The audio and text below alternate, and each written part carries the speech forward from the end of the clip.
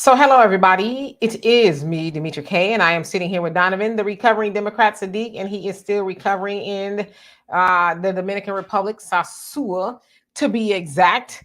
Right, the poor him. Anyway, he is so gracious to join us as he is, hanging out in what he called his second home. But nevertheless, I'd like to also say a big giant thank you and welcome to YouTube, Facebook, and Twitter. You are the other side of the conversation. Not only are you viewers, you are participants because we do share the link. I think we might try to remember to do it today. Donovan and I get to talking and, we forget or whatever, but I'll try to remember. So anyway, today we're going to be talking about that of Coach Deion Sanders and his now ex-fiance, Tracey Edmonds. They are no longer together after 11 years. Also, I saw something interesting on Twitter before I came on, and it's that of Natalie Nunn. And don't get me to telling y'all a whole lot about her. I know a little bit just from a little research. But anyway, she said she's filing a lawsuit against a night or a restaurant bar for discriminating against her and her friends. They did not allow them entry. And of course, I'll let her explain it to you in a video compilation that I put together. But nevertheless, Donovan, how are you today? Well, I just stayed in the room and prayed and took a break and do what I got to do. I mean, when you're an old guy like me, mostly what I do is I read a book and I just enjoy that breeze. As you guys see right now, I don't have the AC on because for some reason, just like the South, these people like to sleep under the air conditioner and stuff, and then they get a cold. So I'm not like that. So I like the breeze to come in and do all that. So I'm enjoying myself. I'm relaxing. I got an appointment tomorrow. So my first treatment went well. Well, it went like it was going to go, and I'm going to be okay. But the point is, mental attitude is very important when you're going through a mental situation. If you don't have a positive attitude, it breaks down, a lot of what's going to happen to your body. But now that I'm here, I've taken the time out of my happy place to be with you guys, and I don't mind doing that. But do us a favor, hit that like, share, and subscribe button. Share this on your platform with your friends, because you know what? Even though I'm here in the Dominican Republic, I sit here and I keep up on what's going on in YouTube and Black America, and the Democrats are in trouble. So keep that in mind. Also, if you see that little banner at the very bottom, it says, please donate, Cash App, Demetra K, PayPal, Venmo, Zelle, whatever you got, to keep Demetra motivated to make these great videos, you guys. She gets 100% of your donation if you donate to those particular areas. If you donate to YouTube, which is fine, the content creator does not get the full 100%. They get 60%, while the other Pimp Daddy gets his 40. You know what I mean? So we're going to be doing that. And also, please do not forget to join the African Diaspora News Channel.org. Sign up. And that way, you can exclusively get content from Demetra K and nothing like that. Now, I have the app as well. I signed up for it. So instead of going through YouTube on my phone, I can just go and see what Brother Phil, Vicky Dillard, Demetra, what everybody's saying, in particular to the subjects that they post. So it's kind of a good way to kind of unfilter everything and just get to what you want to get to. Also, you can download that on the Apple Store and also in Google Play. So do that. Yes, indeed. Thank you so much, Donovan. So, and hello to everybody that came on here. Hope you guys are having a great day so far. So anyway, hold on. I got somebody calling me. Donovan, take over for a second. I just want to address this. Super Sam Clark says, Donovan, are you saying you are doing missionary work? Well, I was in the military for 24 years, and we spread democracy wherever we go. So part of our work in the military is missionary work with the locals. So I do my part. Let me just say that. So, Demetra, you want to take it back? I was spam. Sorry about that. I thought it was something important, which also reminded me that I forgot to make a couple of phone calls today. Anyway, I'll get to them tomorrow. Brina, how are you doing today? You joined us early. I know last time we were going off when you came on. So thank you for being here. All right. So we're going to get into it. So there's a couple things we're going to talk about. As you guys know, we did not do our podcast earlier because Donovan was having a little bit of connectivity issues, being in the DR, whatever. So I decided to kind of just roll it over to our live show. So we're going to start off with that of Coach Primetime Deion Sanders. Of course, you guys know who he is by now, a superstar football legend. If you will, he was coaching at Jackson State University at the HBCU. And then he got, transferred, or he moved or took a better opportunity, I guess some people would say, at Colorado State University. Of course, there's been a lot of controversy regarding that particular move. Nevertheless, he was engaged to Tracey Edmonds, who was also the ex-wife of Babyface. And they were engaged for not engaged, but together, 11 years, engaged 4 years. And I was kind of reading up on the both of them. Again, I don't know a whole lot about them together, anything like that. But it sounds like they met, I think it was like 2011, 2012. They were at an event or something like that. And, originally they started off as a business venture, and they had a conversation. I guess they decided to like each other. But because they were both very busy, it sounds like they didn't see each other much, because she is the CEO of her own television production company. And, he's at the time, I guess, running a school, and just the different things that he was doing as Deion Sanders. And so they both said that it was all right that they didn't communicate much. Sometimes they would go a day or so without even talking to each other at all. But they knew that they loved each other and all that other stuff. And it sounds like 4 years ago, he proposed to her, I think it was on Valentine's Day or something like that. So I should also say, too, that, again, Tracey was married to Babyface. Of course, y'all know who Babyface is. He's a music legend. They have 2 children together. Deion sounds like he has 5 children total. He was married twice before he got with Tracey. I think his oldest child is like 31 years old. And of course, you guys know about his children that are with him at Colorado State University. Also look to see what they were making in case somebody tries to make it about money or something, because we don't know why they're divorcing, but I'm going to tell you what they said. Tracey Edmonds is worth about $60 million, and Deion is worth about 45. So she's worth just a tiny bit more than he is. Of course, you guys know she's not just a pretty face, if you will. Of course, you guys also know that Deion had a reality show, I guess, with his ex-wife, Pilar, where it sounds like, I don't know, somewhere along the lines, they separated, and then she ended up joining the cult or something. She had the kids involved in the cult. I don't know. Just kind of what I was, my daughter was actually helping me research because I was doing something. So she was reading this stuff to me. But anyway, I'm going to put this up here as to what was actually said on their social media accounts. Let me actually remove that. Jim Marcus, how are you doing today? Roz, what's going on with you? All right. So this was from, sounds like Tracey first, the top one. It says, to everyone who has been there for us, supported us, and shown us love, we have mutually decided that it is best for us to move forward in this life as friends, and have made this decision with love in our hearts, respect for each other, and appreciation for the time we've shared together. Edmonds and Sanders wrote in a joint statement on her Instagram. Okay, so it also says, please keep us in your prayers as we go through this transition. Thank you for being there for us all these years. I like how she said all these years. We love and appreciate you so much. All right, so that's what she said. And then Deion went on to his social media, says, love you, Tracey, and you've been a true blessing to me. I appreciate the times we've shared and the laughs we've had.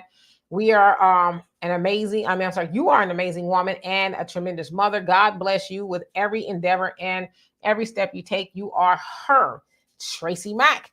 So again, that was their official statements. Doesn't sound like they've made any more statements from that point.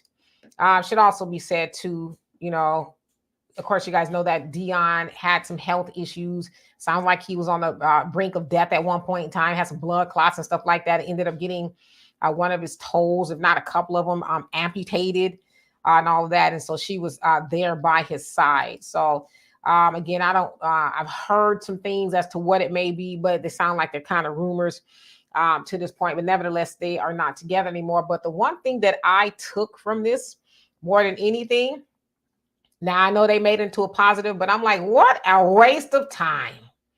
What a waste of 11 years, because it's like, all right, y'all together 7 years, I guess, before you propose, and then 4 additional engaged. So it's like, I don't know what took so long. Maybe did she not want to get married? Did he not want to get married? And I should both. We said that they are both 56 years old, so they are well into, the century, the half century mark, if you will. So Donovan, what say you? What's on your mind? Shaniqua, how you doing? And Ebony, what's going on with you? I was reading this story yesterday or the day before yesterday, and I'm not surprised. And I'm going to say this: this is the same. And ladies, this is a beautiful woman. She's highly talented in what she does in the management company. I believe her music company was Yab Yum. She signed John B. and people like that with the backing of Babyface producing in there like that. So she had and she did some soundtracks, Sprung soundtrack, and a few soundtracks that really went well. But here's my thing. This is the same lady that was married to Eddie Murphy or some kind of ceremony. They dated for a few years after she divorced Babyface. Then she was engaged to Michael Strahan for a few years. And then she met Deion and things like this. Now, I noticed she said something that I constantly say to women: what a waste of time. A man knows if he's going to marry you it doesn't take, 7, 8, 11 years for the guy to marry you. There's an old saying: why buy a cow if you're getting the milk free? And unfortunately, in our society, when you have two successful people, usually it doesn't work out. It just doesn't work out. Not because one's jealous of the other, but like I said, their job commitments and things that they're doing, it just doesn't work out. It's better for people who are successful to date people that are not in the entertainment industry or the sport industry if you want to be better successfully. You know what I mean? But when two people are already millionaires or whatever and known entity, that thing was doomed from the start. And unfortunately for Miss Edmonds, she has a track record of relationships not working out. I don't know the lady. I know she's beautiful. She started as a model. She's very educated, but it just seems to me, I don't know if it's a scarlet letter, I would say what it is. It just seems to me she's not compatible with men on her level, would you say, or whatever. It just seems to me these women that are where the average woman looks at these successful people and they say, oh yeah, girl, you got to know your worth. Girl, you got to be on that level. Well, why is it that these women that are on that level, dating men on their level, are still breaking up at the same rate as us, people at the bottom? So again, it's unfortunate for her, but now she's 56 years old. And I know, ladies, you guys don't want to hear this, but her prime years are long behind her. So, I'm very sure she can get somebody, but it isn't the type of guy she could have gotten like Babyface when she got him in her prime. Yeah, so I don't know why they're not together. I kind of don't want to, blame her for them not to be together, because as many people as she's been with, he's been with a few too. You know what I mean? Even to the point of, I don't know if you guys saw the podcast with Charleston White and Cam Newton. I watched the whole thing. It was amazing, by the way. And he says, I know Deion. He's from where I'm from. Charleston White says he's from Dallas as well. And Deion has been up there for 20 something years. And he says everybody knows he's a whoremonger. In fact, he made he said he's a big time whoremonger. And maybe that's why God took his big toe. Now, that's what he said, obviously joking or whatever. So I'd say all that to say, I mean, nobody really knows, but, just as much as she has dated people, and it sounds like her and Eddie Murphy were only dated like 14 days. So it wasn't that long. Just as much as she's dated people, he's also, got that thing around as well, including, having 2 baby mamas and 5 children. So, I know it's easier to blame the woman, but, as far as being past her prime, I mean, again, they're both 56 and she's worth, a little bit more money than he is. So, I think Tracey is going to be all right. But, we often seen these type of statements come out saying, oh, we're good friends and things like that. And then, shortly after that, the other shoe drops, right? They kind of disclose what really happened. So I don't know. Nevertheless, I do wish them both the best, but I think it says a lot that a person, for both of them, I think 11 years is a waste of time to decide, well, you know what, it's not something we really want to do, or whatever. So I don't know. Could be the move to Colorado, which I kind of heard maybe that has something to do with it. Doesn't sound like Tracey necessarily wanted to go. I don't know. It sounds like originally they're from Atlanta, or I don't know. So it could be anything. We don't know. But again, to try to say maybe it was her. We just don't know because he has a sordid past dating as well. So yeah, and let me just add, I'm not blaming her or anything like that. But the fact of the matter is, Demetra, when women try to do and date like men do, so if men are out there whoring and stuff, there's always a different result when a woman does it. That's why we got to stop saying, well, women can do anything a man can do. No, when a man does it, nobody pretty much says anything. When a woman does it, she's a whore. You know what I mean? So like I said, I'm not saying she's at fault. He might be at fault for all I know. But the point is, we have to start telling the truth to these women. You cannot necessarily do what men do and get the same result in the dating market and vice versa for men. It's the same thing. We're different species, and we've got to start accepting that we are not the same. Yeah, but again, nobody knows why they're separating. So at this point, anything is speculation. But I'm just saying to kind of jump to say, well, maybe it was her or something like that. It's like nobody really knows. It's just nobody knows really. But them too. But Monica, how you doing? It says, hi, Demetra and Donovan. Demetra, do you feel like me when you see these pretty privileged women just so cavalier in relationships when we are struggling to get one? Seem they treat men like tissue. I will concede that, yeah, when I hear about women, like Tia Mowry, for example, she graduated from her marriage. It's like, huh? Do you really know what's out here in these streets? You graduating from a good dude, see, he didn't sound like he cheated, he kind of sounded like he was blindsided by it all. And she, was very cavalier and, oh, I've graduated and, I'm strutting my stuff and I'm found a new me. But now it sounds like she kind of walked it back a little bit like, I was out there in the streets and it wasn't what I thought it was going to be. So yeah, I not even pretty privileged, just, any woman who was in a decent relationship, especially after so long. And he's like, you don't want that anymore. He's like, now I will say, and Monica, I know you're probably saying for you, I personally am not struggling to get a man or nothing like that, but I get where you're going with that. I would suggest if anybody is out there and they got a good relationship, it's decent, you're not harming one another or anything like that, weather the storm, because it ain't nothing out there, and that's why I personally have not jumped out there myself, because it's like, no, I'm good. And I'm a little bit scared. So let's see here. Thunder says, find an older woman who retired from Union Pacific Railroad or Southwestern Bell Telephone Company and travel and enjoy life. Well, if that's working for you, absolutely. See, but Thunder, I think you get it. Regardless of where you find your woman, get you a woman that's, been there, done that. She settled down. She know how to season some food. You know what I mean? Absolutely. She done running the streets. She too tired to. She like, baby, just come on over here. Let me make it some buttermilk, some cornbread and buttermilk. I'll put it together for you. That's become like a highlight.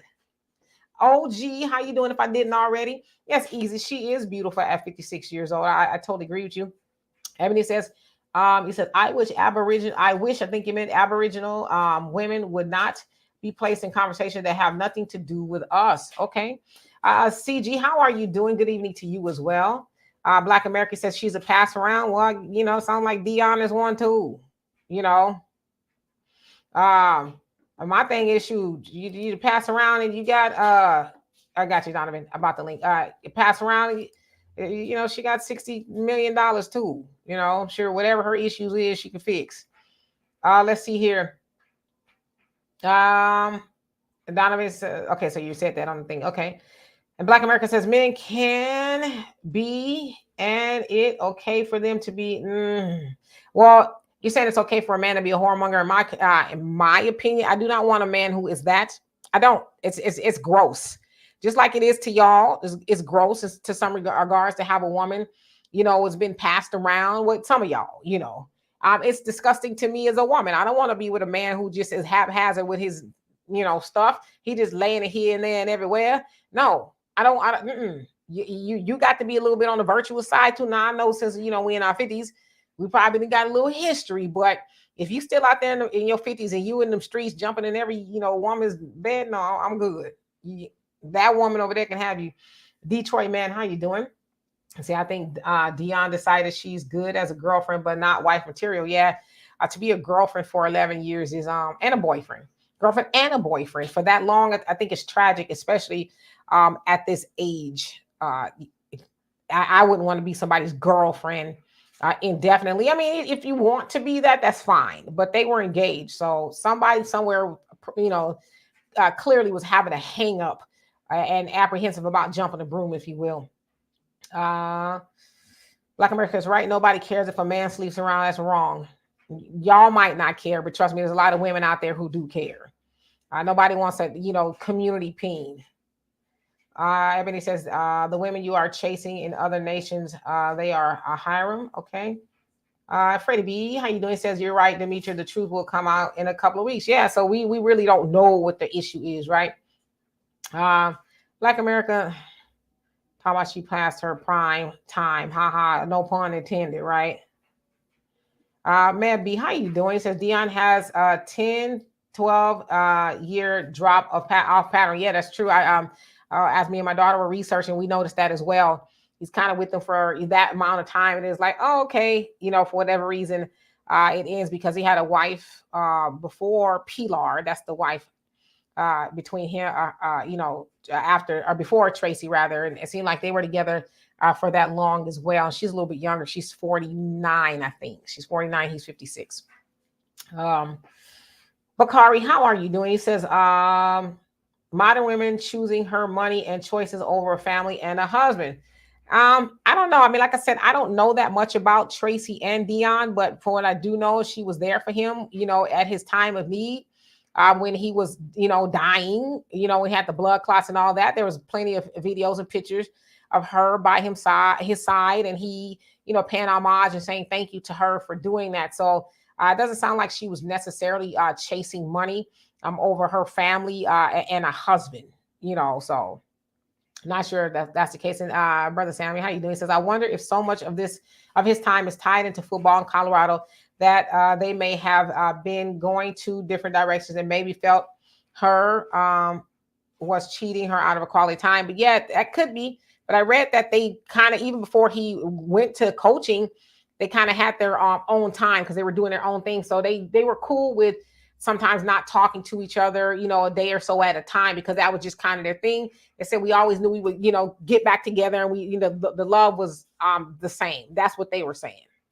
Yeah, there's a saying called "the house divided cannot stand." I mean, if you're dating somebody, you guys want to be together. When you guys are living like totally separate lives, how do you logically expect that to work? I just can't compute that. But like I'm saying, then when you got money like these people do, even if you are doing that, it ain't like you can't get on a plane and fly home every night. Maybe you're just commuting like that. I don't know. But, I know people that are rich like that, being a pilot and, dealing with those type of people, they just commuted, because they've got the money to do so. So I don't know. All righty. So let's see here. And Freddie, you say, if you got something good, you better keep them. The dating market is trash. So I hear. So like I said, it's like, not really wanting to get out there. It sounds dangerous out there. So absolutely. And Roger says some careers like those in the entertainment industry are not conducive to maintaining stable relationships. I honestly don't see how most married folks in the industry hold it together. Yeah, I don't either, especially since, I was in a long distance relationship, so I kind of get it, but yeah, when you're always traveling and working and, it's like, as they used to say, two ships, passing through the night or in the night. Yeah. So it would be kind of hard unless you just are built for that. Ask a wife of a truck driver. Well, ask a husband of a military member going overseas to fight the war, flying around, which is what my job was when I met met them, they couldn't handle it. I mean, I'm still doing and I can see their point of view, but I'm still doing what I've always been doing. And so when the realization that I'm not going to be there as much as they thought I was, it's tough, so I sympathize on both sides. Absolutely. And thank you, Bakari. Brother Samuel, you say, remember the saying, if you, I'm sorry, the saying, IGF, you love something. Oh, sorry. If you love something, let it go. And if it comes back, it was meant to be. If not, it never was. Yeah, yep. I've heard that before, and it's true. I think the part that some people struggle with is the letting go part, right? Just let it go. Let it go. And if it was meant to be, like you said, it'll come back. And if that's something you want to do, then go for it. But if not, then there's your answer. Move on. So basically, I messed up, I cheated, but baby, I'm coming back. Remember that show, Baby, I'm Back? Right. And then I mess up again, I'm messing with you. I mean, it just depends. It depends on, what those people, what they see. If it's something salvageable or whatever, then yeah, sure. Bakar, you say, so you're talking to Ebony. Okay.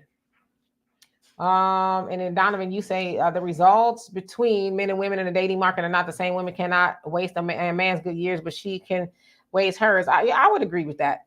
I agree with that. Thunder, you say to me, there's nothing worse than when you're dating and she has to wake up, meet deadlines, find childcare, stress at work, older ladies, kids, grown, retired, and just want to enjoy the rest of her life, which is why I don't understand why a lot of people, want to get with younger people who have those issues. Like you said, when you're with somebody that's older, it's like, shoot, the kids is, they doing their thing or whatever. They not dependent on nothing. Like you said, at, that age, especially the ladies you date, they done been retired 30 years ago, so they wake up and do whatever the day tells them to do. Right. But yeah, that's kind of a part of it. When you with somebody who's significantly younger, yeah, they might have children, daycare issues, or I got to go to work and, all that. So it's a lot, especially if you are not there in your life. You're maybe retired like Donovan and, so you kind of just do what you want, but then you're dating somebody. It's like, hey, honey, I got to go to work. See you when I get off, or I can't come over because I don't have a sitter, or I can't go with you because I don't, all of that. And it's like, that right there is truth 100%. When I date women that have, responsibilities and stuff, it's very difficult, to find time and this, that, because I'm ready to go. And then, of course, when I go, they get upset because they couldn't go. Then it becomes more and more and more of a problem. So I agree. A great point. Yes, Bakari, we do need each other. And I think, that's kind of what I like to focus on, is us trying to figure that out. Like, how do we get the nuclear family back together, as you said in comment before, because we do need each other. It's just a fact. Donovan, you say plenty of family values in women here in the DR and other countries outside the U.S. I've seen those family values over there myself. We're not talking in areas that have been put for certain things. I mean, red light district, we're not talking about those areas. We're talking about regular people in the country. Unfortunately, I didn't get to see any of that. Yes, you did in Santo Domingo. Yes, you did. Stop it. Nah, yeah, wait. What I saw in Santo Domingo, okay, as I was minding my business, okay, what I saw was a significantly younger brother, and he was on the beach with the crypt keeper. And he was, dancing with her and whining and dining. And she, they was getting their little shoulder, shaking on the beach. And he was pretending like she was his everything. And I was like, oh, I know she paying him a lot of, she had to been paying that, he was a boy toy and he was being taken care of. But, I was like, wow. So yeah, that's the other family values that I saw there. Thunder, you say, when both of you have expendable income and you can do things you weren't able to do when you're working to provide for a family or just yourself. Yeah, that's what I'm talking about, Thunder. Like, okay, we don't have all the bills and expenses that we had when we were younger children and just being tied to other stuff. Now we can say, hey, you want to go to the beach today? It's a Monday. So yeah, sure, let's go. You don't have to say, well, let's wait till the weekend until I'm off. Yeah, it's Monday. because I'm one of those people. I like to Everybody go around. else is off and all that other stuff, and you got to deal with the traffic and the fighting and the Yeah, party. Yeah, right. yeah. I'm one of those people. I like to go out and do things on during the week where everybody else is not, running around on the weekends. So that's kind of the cool thing. Not that I'm retired. I do work, but I work from home and work for myself, so I can kind of, I flip my schedule around as needed. But yeah, especially when you're older, like I'm 52 years old. Uh, I wouldn't want to date a man who still has responsibilities as far as young children and all the baby mama drama and all that. I just that wouldn't be for me. It would just be a lot. It probably like why y'all didn't make him a sports person of the year when he was at Jackson State and he took them, what was it, 11-1? 11-1, basically a winning record. But then again, he did the same thing in Colorado, winning 5 games over what they won last time makes it a winning season. But I guess what they won one last year or something like that. So I guess that, but, huh? Black America, you say he will have a 35 to 42-year-old woman next month. I mean, he might. He might, but that's really his choice. But him having a woman that young or that much younger than him does not invalidate Tracey. That doesn't say anything about her. That just, sounds like a personal choice to him. So, Mab, you say many established millionaires don't want to blend money at 50 years old and above. What is the point if you're not having babies? Yeah, I mean, that could be it too. Maybe they're just like, and again, Tracey has more money than him. So, maybe she saw a lot that was going on. I don't know. We just don't know. I'm sure they have their own reasons. You don't just wake up one day, and some people do. But most people don't just wake up one day and say, I don't want this anymore. There's usually something behind it, whether it's somebody else. Well, you know what? I'm going to disagree with that because you've got 80% of all divorces are initiated by women, and most of the reasons they divorce have nothing to do with like beatings and all whatever. Just really the negative stuff. Excuse the Dominican Republic is noisy. You come here, it's noisy, okay? But anyway, 80% of divorces are initiated by women, and you will find in a lot of their filings irreconcilable differences, right?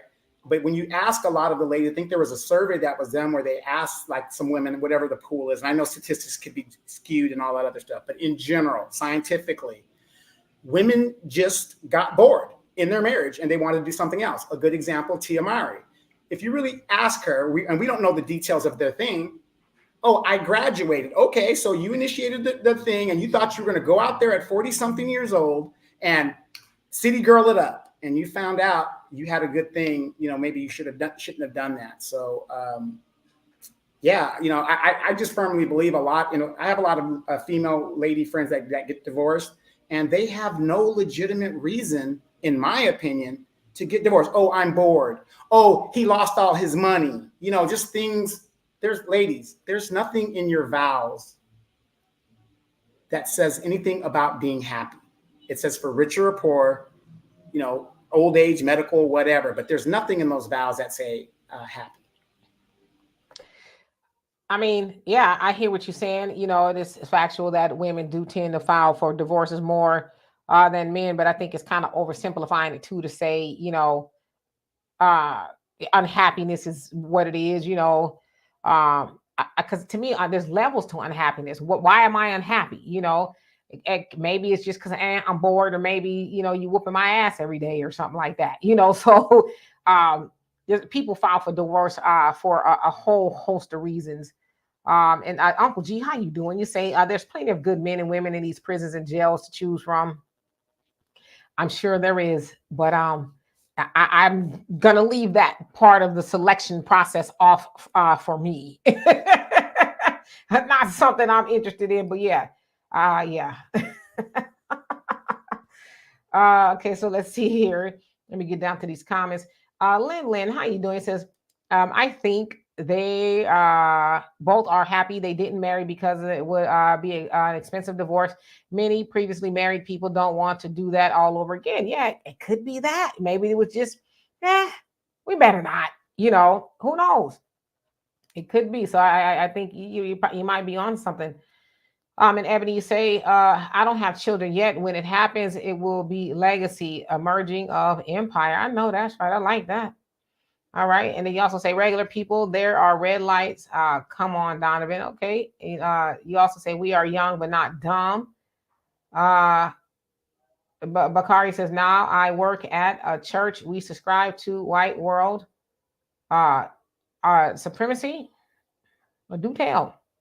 And Easy, you say, D, I noticed that everyone's saying she's a pass around. I still consider her a high value lady who's professional, smart, business savvy. Yeah, I don't consider her that either. Again, I think that's kind of a way to demean women.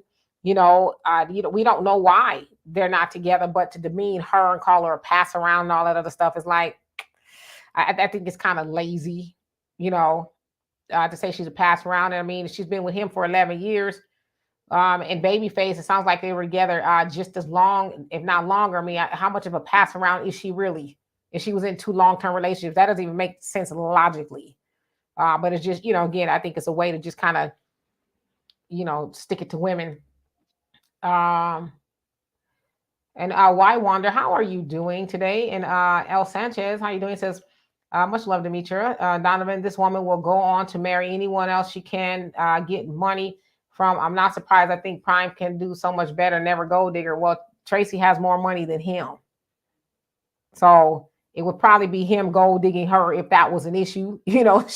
She's well off on her own and has her own, recording, production company and all of that. So she don't need his money. Brother Simon says, good point, Demetra. I didn't think about the younger one working and the older one retired dynamic unless that they can use their retirement to establish an independent business and the younger helping. Yeah, but that's, kind of rare, right? Usually the other ones, she got to go to work, attend to the children or, grandchildren, whatever, I guess you have grandchildren at that point, but she has responsibilities. If you're a man seeking a younger woman and she already has responsibilities or whatever. So, or even if she doesn't have children, she still got to go to work, right? Because a lot of men nowadays ain't just rescuing a damsel somewhere and saying, hey, don't ever worry about not having to punch a clock. I got you, So. Yeah, but the funny thing about that is most people cannot fathom not working. So, even if you go to somebody who says, oh, I've got everything, I'll take care of it. The fear of not working and, not having that your own, which has been ingrained in, the generations since our parents and things like that. It's just there. So, I mean, trust me, here in the DR, you got these guys running around here that are probably, a lot of them are retired and stuff. I don't see these women talking about they're not going to work. They want to work. I mean, that's what they want to do. They want to get their own stuff. Yeah. Absolutely. So I'm going to share the link in just a second. If you guys want to come on and have something pertinent to add to the conversation, please do. I also want to switch gears in about 15 minutes to something else. So I'm going to do that in just a second. Get these comments down. Thunder, you say, question, is it just me or does it feel like a little bit more intimate when it's a Wednesday afternoon and you're in an upscale restaurant and it's only a few people there? It seems more personal. Yes, I totally agree with you. I'm a weekday warrior. You know how some people are a weekend warrior? I'm a weekday warrior. I like getting out there throughout the week and doing stuff because you can move about without, having to wait in lines and, all that other stuff. So yeah, I totally agree with you. Let's see here. Oh, where to go? Okay, there's and CG says, I wouldn't consider her a pass around. We all have dated more than one or two people in life. They're celebrities. That's why we can't count their relationship. Oops, I went all the way up. My bad. Yeah, but you're absolutely right. Where did I go? I lost my spot. Okay, there we go. Ebony says her mother is Carib, nothing to do with American anything. Okay. Donovan says you can never find happiness in another person. You must be happy with yourself. Absolutely. Happiness starts with you. El Sanchez said, you say, I think she has other options and she may have already found her somebody else. Time will tell. Could be. Hey, Donna, how you doing? OG, you say my brother's ex divorced him because she stopped loving him. He made a few million after her and stayed going where Donovan's at. So he's in the DR with his millions of dollars. I'm going to have to take a trip over there. I'm just playing. Wait. Matter of fact, I think he was the brother that wrote us a nice check to No Ma'am for our chapter here. Right. So, You're gonna have to write a lot more money to stop me. Okay. Uh, Ebony, you say young millennial women are not at churches who steal from other people. Once again, different investments. So I think you're talking to somebody else. Let's see here. Okay, so and Daryl, how you doing? It says Prime went to Colorado and got a snow bunny on a DL. You know what? I heard that, but I didn't want to, repeat that because I just kind of I did hear that was kind of being said that he is with a snow bunny, as you guys would say, but I don't know. I haven't seen any real hard, cold evidence of that. Just because people talk, but time will tell if that's the case. You see him walking around with a snow bunny, then then you know. All right, so I'm going to actually share the link. If you guys want to come up and give your commentary. Alla asks that you show me your face if I have not seen you on here before. Also, please make your commentary brief and kind of be mindful of the things that you say, as we are on YouTube platform, and we don't want to get in trouble or anything like that. So the link is now open. Oops, what did I do? There we go. The link is open if you guys want to come up. And I will, remove you if you with the shenanigans, just so you know, okay? So, let's utilize some common sense when we're up here. Thank you and please and all that. But yes, I did hear that. So again, I don't know how true that is, but like I said, time will tell. El Sanchez, you says Prime was getting money before Tracey was ever married to Babyface. Let's be clear. Prime had some bankruptcies, but I understand you might be in defense of Tracey. Personally, I could care less about her. I'm not in defense of Tracey. How am I? I mean, I'm telling you the facts.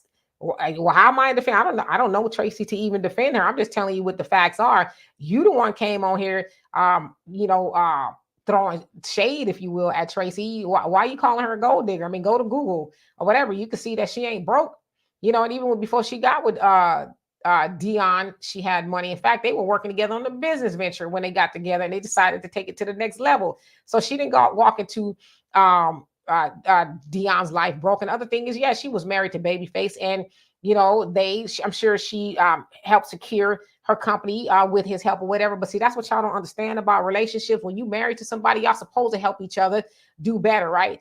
Leave each other better off than when you found them. But it's only here, especially with Black women, she gets demonized as a gold digger if she, gets some money or has a company or something or whatever. But I'm not defending Tracey. I'm just telling you the facts. You don't like the facts, that's on you, not me, sis. Hey, Buckhorse, how you doing today? Donovan is damn no, ma'am. And Ebony says, will men admit they are fearful of women who have it before them when walking into something? Oh, I personally don't think all men are fearful. I don't even think a lot of men are fearful of a woman having more than them. I would say this though: if you are a man and you're in that situation, don't get with a woman that's got more than you if you can't handle that. Because what'll happen is you'll end up, browbeating her or trying to make her feel like she's less than because she's got it like that. And the other side of that too is if you are a woman and you have it like that and your man don't have it like that, don't use that as a weapon against him. Like, oh, I got all the money and you do what I say and all that, because he ain't gonna be there long. So and everybody say not more, just having their own. I have a good friend, and Donovan is one of my good friends, and they have their stuff together, and they say they prefer a woman that has her own, at least coming to the situation, being able to take care of herself. I mean, men want a woman that needs them. And I'm not a man, so I can't really speak for him. Maybe Donovan, could co-sign this, but they don't want to be with a woman who is needy. You know what I mean? Oh, can I get $1? Oh, I don't have this. I can't, it's like, if I meet you, like, well, what was you doing before we got together? Was you sustaining yourself? Now all of a sudden we're getting together and you can't do nothing for yourself. What was you doing before I came into the picture? So 100. Of course you get a pass when the girl is younger. She doesn't have a lot of money and things like that. But if I meet you, like I'm 53 and I meet you and you're 48 and you talking about you broke, how does that work? Well, what have you been doing for the last 48 years of your life? So yeah, we want you to come in, where you're at, just like women expect men at certain stages and certain ages to be certain places, right? So ladies, Demetra, correct me if I'm wrong. if I'm about 30, 35 years old, wouldn't you expect me to have a house or almost getting there to a house? You know what I mean? Yeah, and some people don't want to own a house, and that's fine, but at least, be self-sufficient, because like again, what were you doing before we got together? Were you just hanging on by a thread, and then all of a sudden, because I had to have a conversation with one of my female friends a few years back about that, because she was saying how she met a guy and they talked for a couple of weeks, I guess, and she needed her help paying her phone bill, and he was like, and she was like, well, what happened to the days of, men taking care of women? And I said, I think you kind of got that a little backwards. I said, because I think men don't mind you needing them, like, oh, I need a man type of thing. But being needy, that's a whole different situation. Like, because needy is in the same vein as begging, right?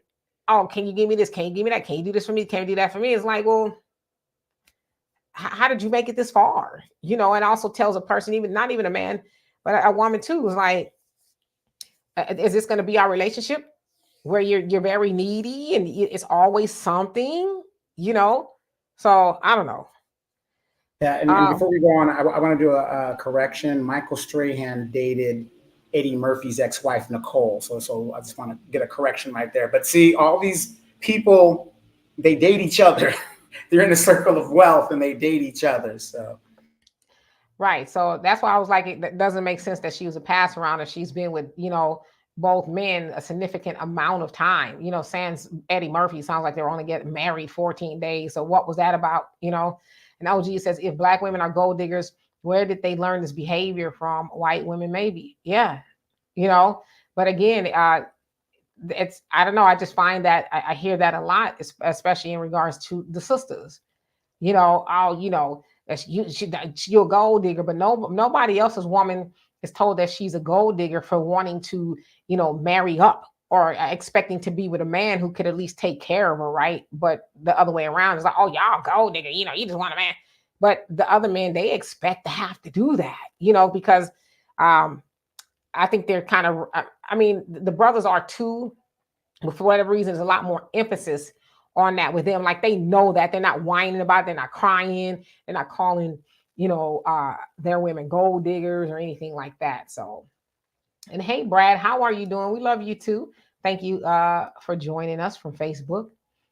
And Ebony, you say if she's Hiram, she's needy for sure. Laugh out loud. I don't even know what any of that means at this point. I really don't. So forgive me for that. Black America says Babyface gives her $3,700 a month. Damn, we broke.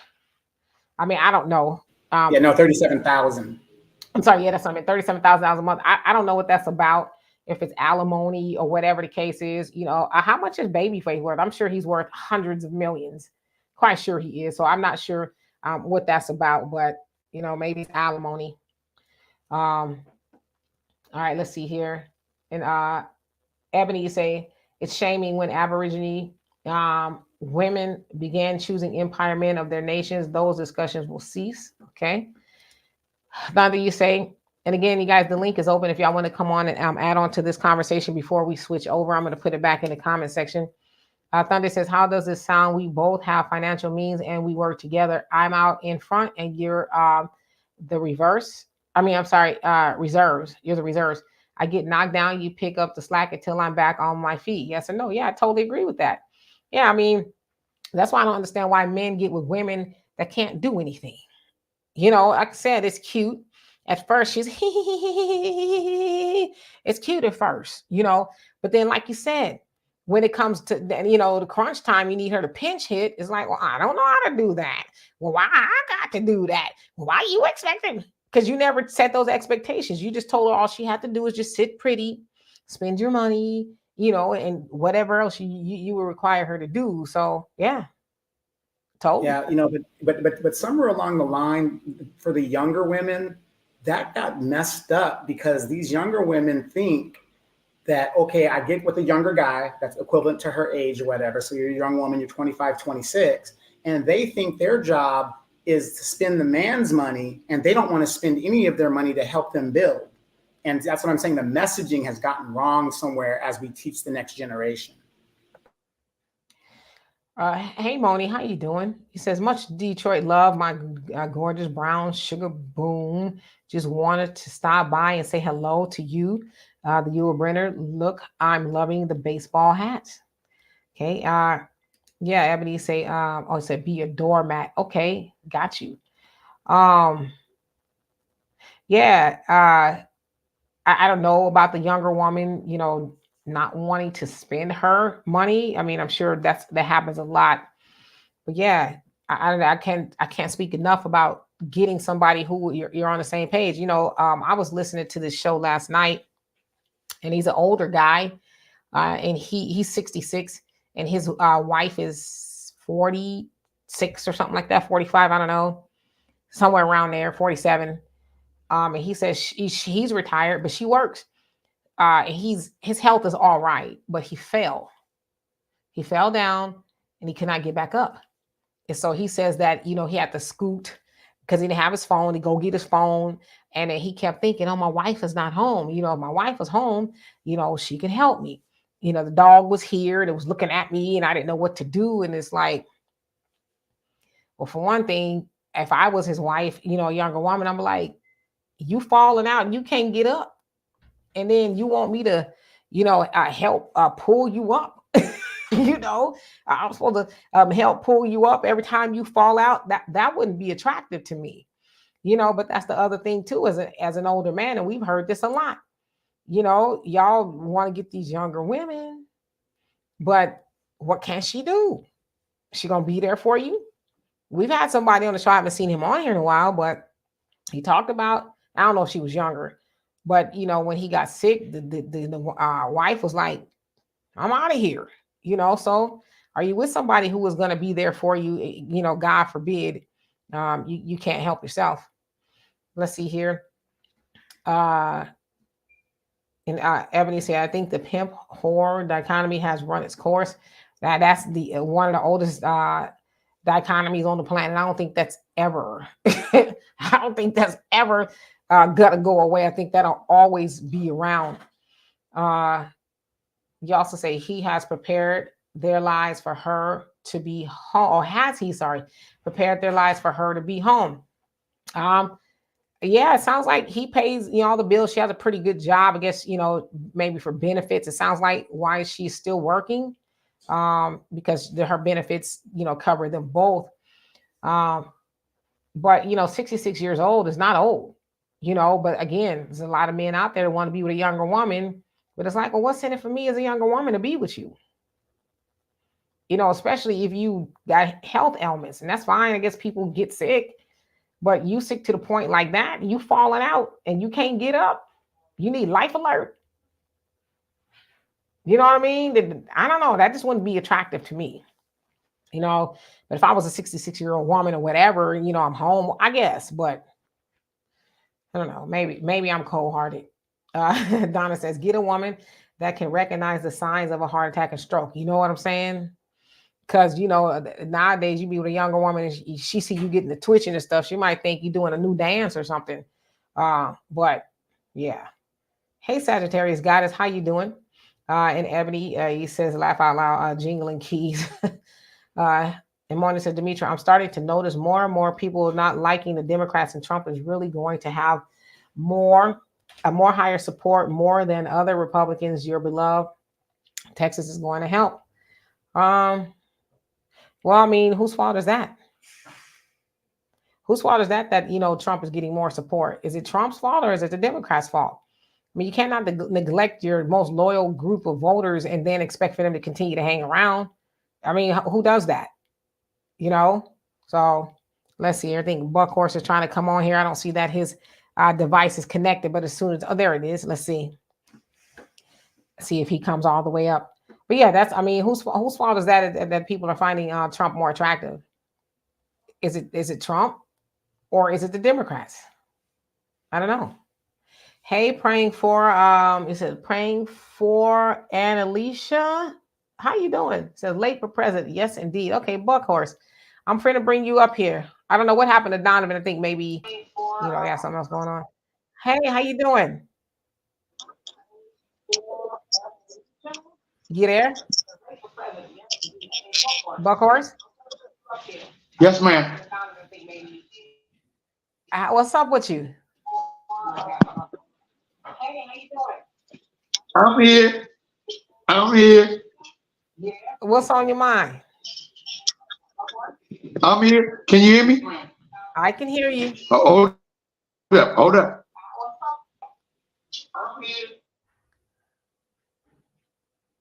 And maybe if you could turn me down in the background.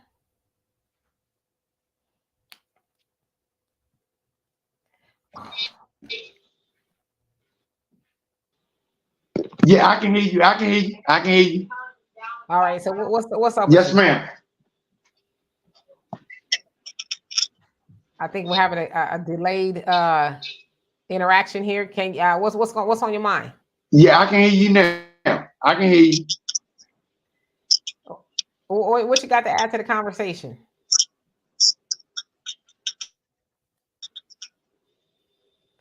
Yeah, Can you hear me? I can hear you, but you probably have to close out your YouTube that's playing in the background.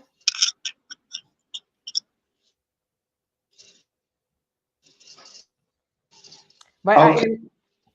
yeah, I'm gonna go ahead and I'll get back to these comments and then let me know when you're ready to come back in. Let's see here. Ebony, you crazy. And praying for an Alicia. You say, don't get with no old sick man. I'm an RN. They be looking for someone to take care of their low T butts. Oh, okay. Yeah, I've kind of heard some things about that. They call them hospice husbands or hospice wives, I guess, if you will, where you end up taking care of an older man as a younger woman. You know, you think you're going to run off into the sunset and y'all going to, be on cruises and all of that. And it's like, yeah, you're going to be cruising around a hospital ward with him because more than likely he doesn't take care of himself. His diet is terrible. He burnt the candles at both ends. And now he's got this young, hot thing and he's turned her into his nurse. So, and let's see here. Ashanda, how are you doing today? He said, just wanted to say shalom. I'm listening to cut. So, Buckhorse, are you there? Yeah, I can hear you. Okay, I can hear you. What's on your mind?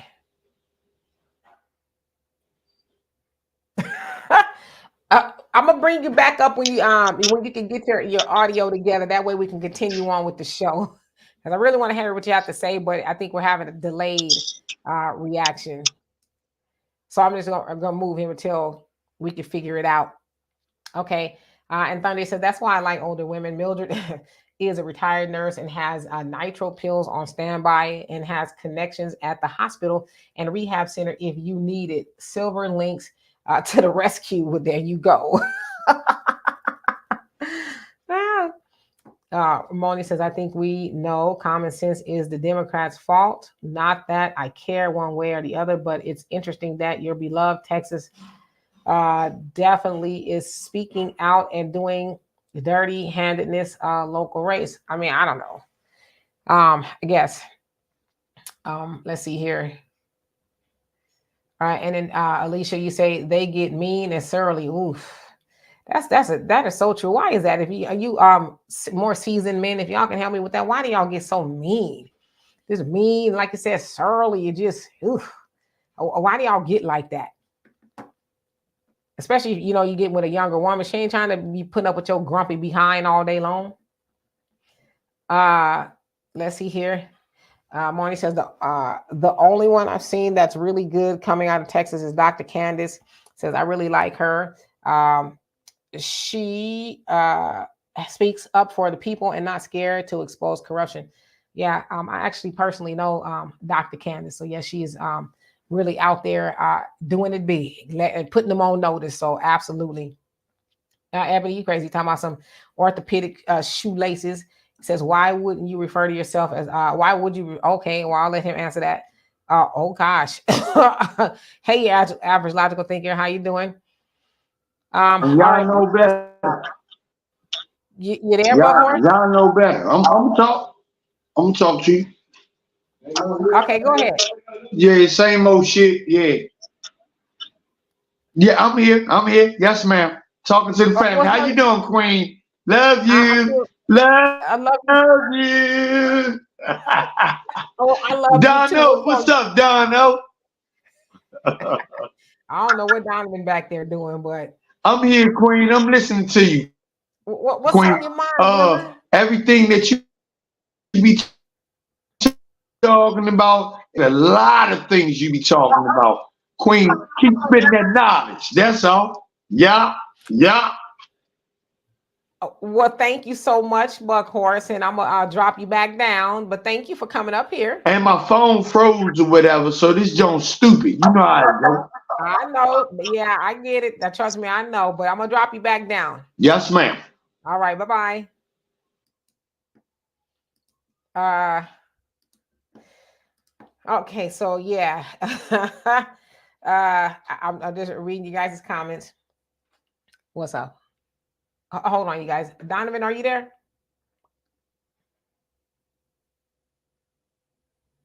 He's doing. Oh, you're on the phone. Okay, give me 1 second, you guys.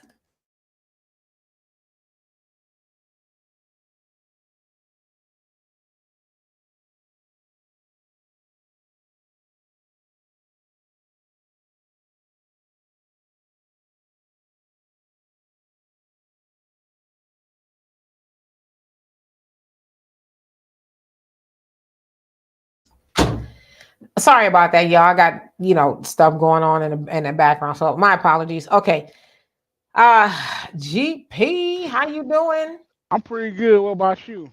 I'm doing well. I saw you went on a date the other night. How did that go?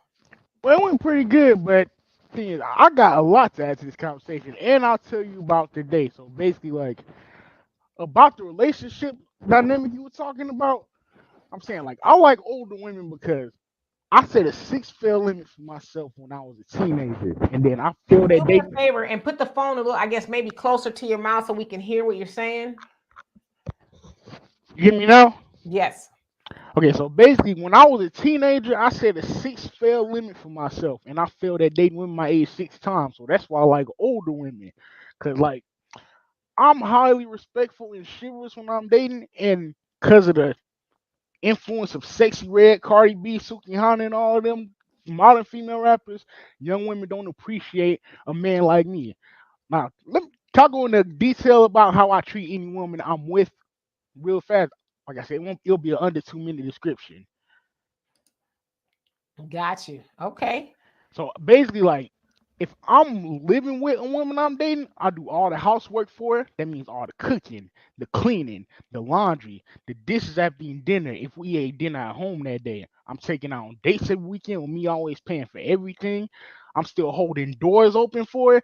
And if we eating out at a restaurant and we sitting at a booth, if we not sitting at if we sit at a table, I pull a child before she sit down.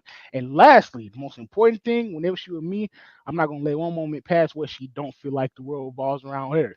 I know that young women wouldn't appreciate that, so that's why I go for older women. And I have parents that were in raised in the 50s and 60s, and I see that they have a tranquil relationship dynamic. And it's nearly impossible to have a tranquil relationship with women my age. That's why I go for older women. I'm hoping to have the tranquility that my parents have within a relationship by dating older women I didn't have when dating women my age. I feel you. Yeah, you've been very clear about that. Yes, ma'am. So But you have anything else to add to the conversation? and also, can I give your audience my Instagram and my YouTube Yeah, put it in the comment section. I'll put it up here. in a private chat or regular comments? The regular comment section, so I could put it up on the screen. Okay, I will. I All got right, it. thank you. All right, you have a good one. You too. Bye-bye. Bye. So at the end, it appears Donovan is on the phone, so I'm sure he'll be back. Yeah, ladies, be nice. Moni says every time you say close it out, Donovan pop on for a second. It must be something delayed. Dimitri, tell us how you like Sheila Jackson Lee running to Texas. That's going to be interesting. I'm not a fan of her politics. She's been in Washington representing Houston for a very long time, and as far as Black people are concerned, what has she done? And now she wants to be the mayor, which it seems like she's still fighting an uphill battle with that of John Whitmire. who seems like he may, get the mayoralship. So I'm not a fan of her at all. If that's an answer for you there. Yeah, but what? And please apologize for the thing. That was my nephew. No worries. Take over for a second. I'm got something. Yeah. Okay. Yeah, apology. That was my nephew. You guys know how I feel about my dog Belle. She has a ear bulb full of blood. She had that surgery, so he's got to like push the blood out. And so it closed up, and she was like, "Uncle, whatever." So unfortunately, I put my animals above everything else. Okay, I drop whatever I'm doing for my animals. Anyway, I'm back. So in regards to Sheila Jackson Lee and this guy, now you guys got to remember, both of these candidates are Democrats. That shows you these parties, they only care about power. That's all that this matters. So either way it goes, a Democrat is still going to be mayor of Houston. But the sad thing is, Sheila Jackson Lee, all of those years in Congress, has nothing to show for it. And look at how they use Black people in the Democratic Party. And I've told you guys several times, when white supremacy is done with its tools, it breaks them. It breaks the tools. This woman has served and licked ass for the Democratic Party for damn near 30-something years. And this is how they're going to get rid of her to get somebody else in. So let this be a lesson to us as Black people. And please, you do not have to, you can codify that you're not anti-immigrant. Your actions actually show what you're for and what you're not for.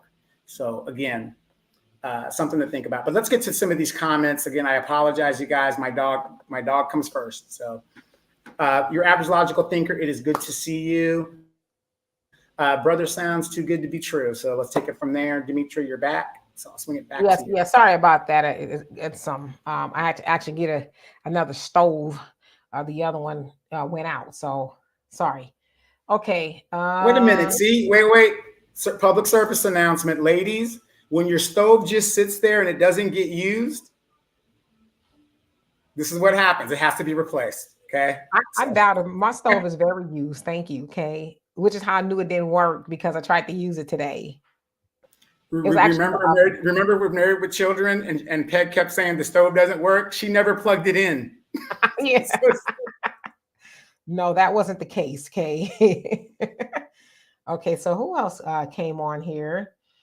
So let's see. Yes, Tanaya, your average logical thinker, JBWR. How are you today? Y'all crazy. Yeah, OG, tell them stop being mean. What's wrong with y'all? Let's be nice. And then okay. Alicia, I'm reading the comments. And MC Fact, how you doing? And Trayvon, what's going on with you? Okay, so I'm gonna skip down just a little bit. And William says, sorry about your dog. So yeah, Donovan, his dog is his everything. Belle. That's the name of his dog, Belle. All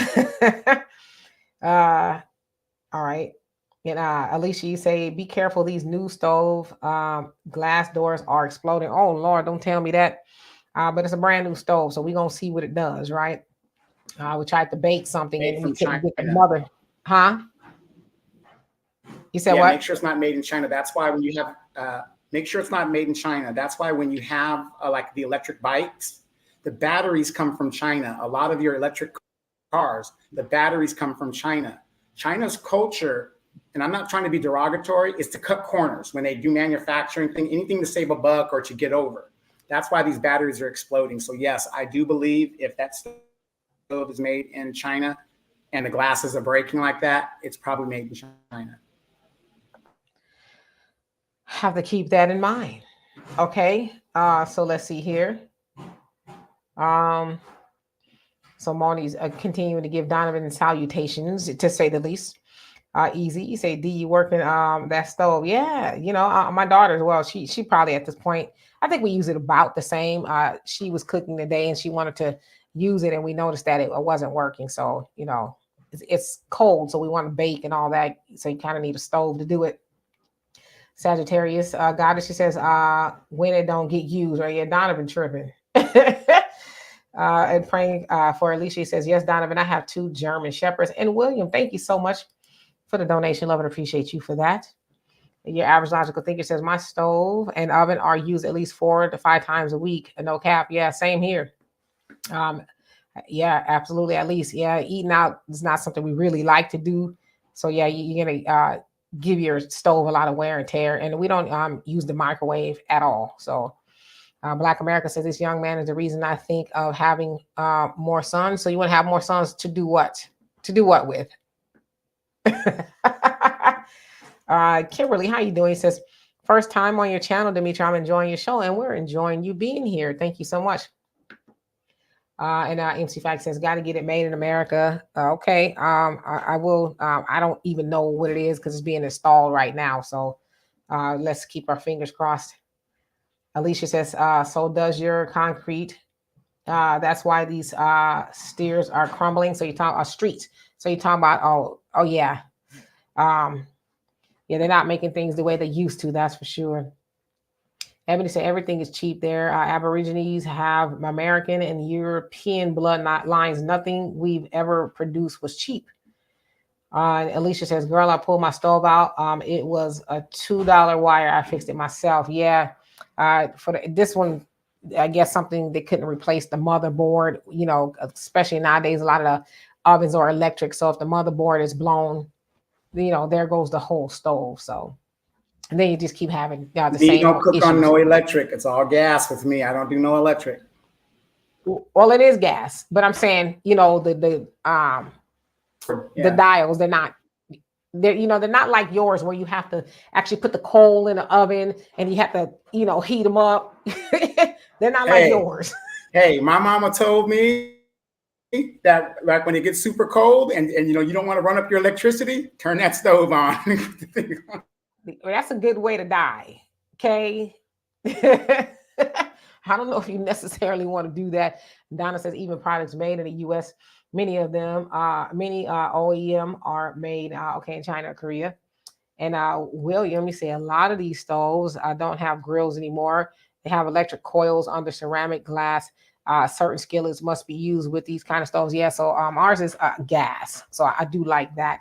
Although sometimes, you know, gas can be kind of tricky trying to light if it goes out and all that. So you should always have a professional do that because you don't want to blow the joint up. And Steve, how you doing? He says, good evening, King and Queen. He says, and viewers, Donovan, I need your help. Please inbox you my number. Queen, I don't mean to disrespect your life. No disrespect at all. So I'm imagining Donovan will see that. MC Fact says, well, there are certain things you don't want, certain things use. Oh yeah, underwear is one of those things you don't want used. Ebony says, Donald needs to deal with extremists. A precedent has been set with them being charged 1.2 million. All right. Alicia says, I don't want wood burning stove in my house. I'm building. Oh, so you do want one. Okay, wood burning stove. Oh, that's pretty cool. I don't know if I'd have the patience for that because I'm, you know, usually on the go. I ain't in the kitchen that long unless it's a special holiday or, you know, I'm cooking for something or whatever. I don't want to have to, you know, put the wood up in there. Okay, so let's see here. Your average logical thinker says, I love the look of glass stove, but they scare me. If a house has gas, I skip it.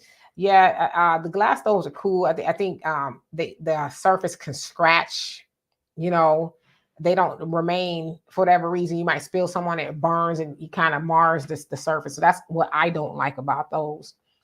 Moni says, Dimitri, on your Instagram page, it always shows like a stone wall. Is that apartment you're in? No, it's a house. You're in. Are you in a house? Are you renting? Do you own?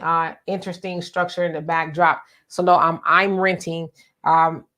Originally when I moved here, I was wanting to buy, but the real estate market was crazy. I mean, people were just bidding outrageously, especially on stuff that was just like, you really want to buy that? And so, of course, now we know a lot of those people are going to be underwater, if not already, in some of those houses. And so I just decided to rent until further notice. So, but it is a house. Unfortunately, I can't live in an apartment. I mean, I could if I had to. But it's just easier for me to live in a house, you know, because I work from home and all that other stuff. And MC Fact says, "Oh yeah, underwear for sure." And Thunder says, "No ma'am, no ma'am. There comes a time in every man's life when he has to say no ma'am." Right. Y'all just don't say it at the right time, though. Your average logical thinker says no gas ranges, Demetra. Yeah. Gas don't bother me. Actually, I prefer cooking with gas, other than the electric coils and all of that. I'm a little bit old school. Moni says gas is a lot better. I really don't care for electric because it's too long to cook. You have to really have it on over half an hour, really get it cooked. Yeah, you have to have it even and all of that. So sometimes you do have those issues. Yes, Alicia, prices in Texas are crazy. So that's kind of what happened. William said, Donovan, I have a document I want you to look at before I send it off to my state representative or senator. I need your email for your review. Demetra wants to look. It's great too. Yeah. Donovan, I'm sure, will look at it, and then he'll pull me in on it or whatever the case is.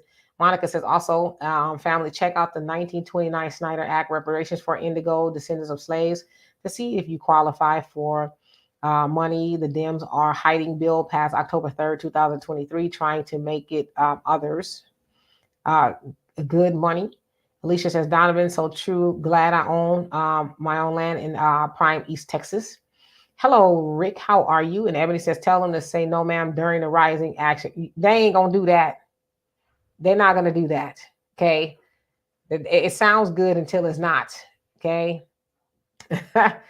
Alicia say, I got my Don looking into that Snyder Act. All right. So let's transition, shall we? So I'm going to show y'all something that I saw on a Twitter, actually. Okay. So I'm going to try my best to explain this to you guys. So Donovan's probably more aware of her than I am because he is into more reality television than I am. But nevertheless, this chick, I think his name is Natalie Nunn, okay? And she's on a show called Bad Girls Club, and I guess it comes on Zeus Network. It's really like... No. She's on the Bad Girls Club. She started in the Bad Girls Club, I think, season 6. How I know this is because I tried for years to get my nieces to go on the show. So...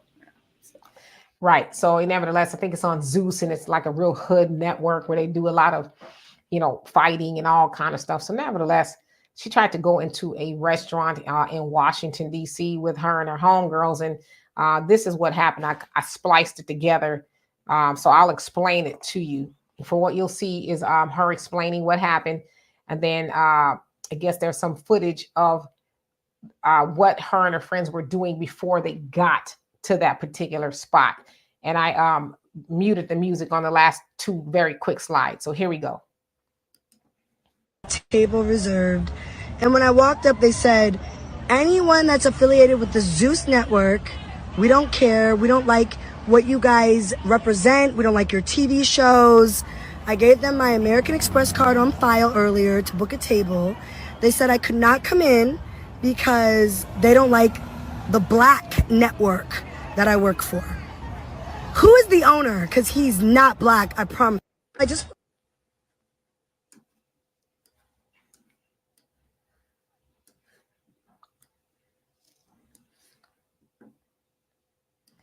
Okay. So what you saw there is what her explanation. So she says she's filing a lawsuit because, they would not allow her and her friends to go into the club because they said, we basically know who you are and what you guys do, and we don't want that element here, right? So she also says, and I can guarantee you that they're not black. Well, I did my research, and apparently, the guy, I don't know, unless he's very light-skinned, he seems like he's black and has a black environment, ambiance, and all that. They got a lot of black people working there, and, they have things that are catered to black people. So, it sounds like maybe she's off. But I will tell you, this is what they said on their website, and it's called The Park at 14th. That's the name of the club, or it's like a bar, restaurant. And this is what they said. To enhance the experience of all our guests, we ask that you respect our dress standards. We consider hats and some athletic wear extremely provocative, tattered or poorly maintained clothing, too informal for the dining experience we provide. While we want our guests to be comfortable, we consider overly casual attire to be inappropriate at the park. We request that no t-shirts be worn to the venue.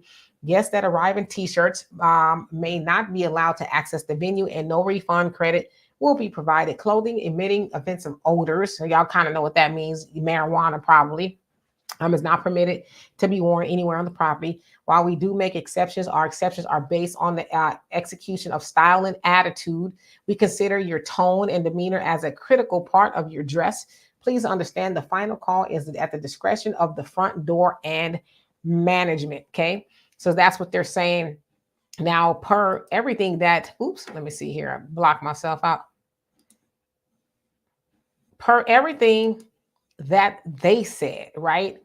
And what you guys just saw, they pretty much described them, in what they did not want in their establishment. Now, from what I understand, the last two clips that y'all saw, the twerking and all that, that was right before they got there. And they, again, were turned away. And so it's like, whoever was at the bar, the club, or the restaurant, they knew who she was. And they're like, because we don't do that here. But the other thing is, I'm not sure how old Natalie Nunn is. I'm sure she's probably in her 30s. I don't know. Imagine close to it, give or take. She's in her early 40s. Huh? Early 40s. Okay, so early 40s. Yeah, and you're still behaving like that. So yeah, the other thing is too, why would you want to go to anybody's establishment and behave that way? Like, what happened to, people who just go out and act civilized and sit down and they eat and, they drink and be married? What happened to that? So, she says she's filing a lawsuit, but it turns out, from what I understand, the guy looks like he's black. He's not white. But she thinks that because he or whoever it was denied her access, that it has something to do with her being black. No, it has something to do with you being whack. So Donovan, what say you? Oh, you're on mute. Good old Natalie Nunn. Good old Natalie Nunn. Now, her Wikipedia says she's 38, but when she was on the show, there was a controversy about her age because the younger girls were saying, "You old chick." I mean, the show was out of control. And we know when you're an entertainer, sometimes you don't use your real name. You don't really tell your real age. But Natalie Nunn on her Wikipedia says she's 38, but I believe she's in her early 40s. And she was the girl with the jawline. She had like a, definitive jawline. And she's got some surgery on that and did whatever she had to do. But does the owner being black or white make a difference? Because, see, this is what you got to do if you're going to file a civil rights lawsuit or something like that against a private establishment. You got to show the bias. So when a white guy prevents you from going someplace, it's racism. But when a black guy does it, it's not. It just doesn't make sense when you do that.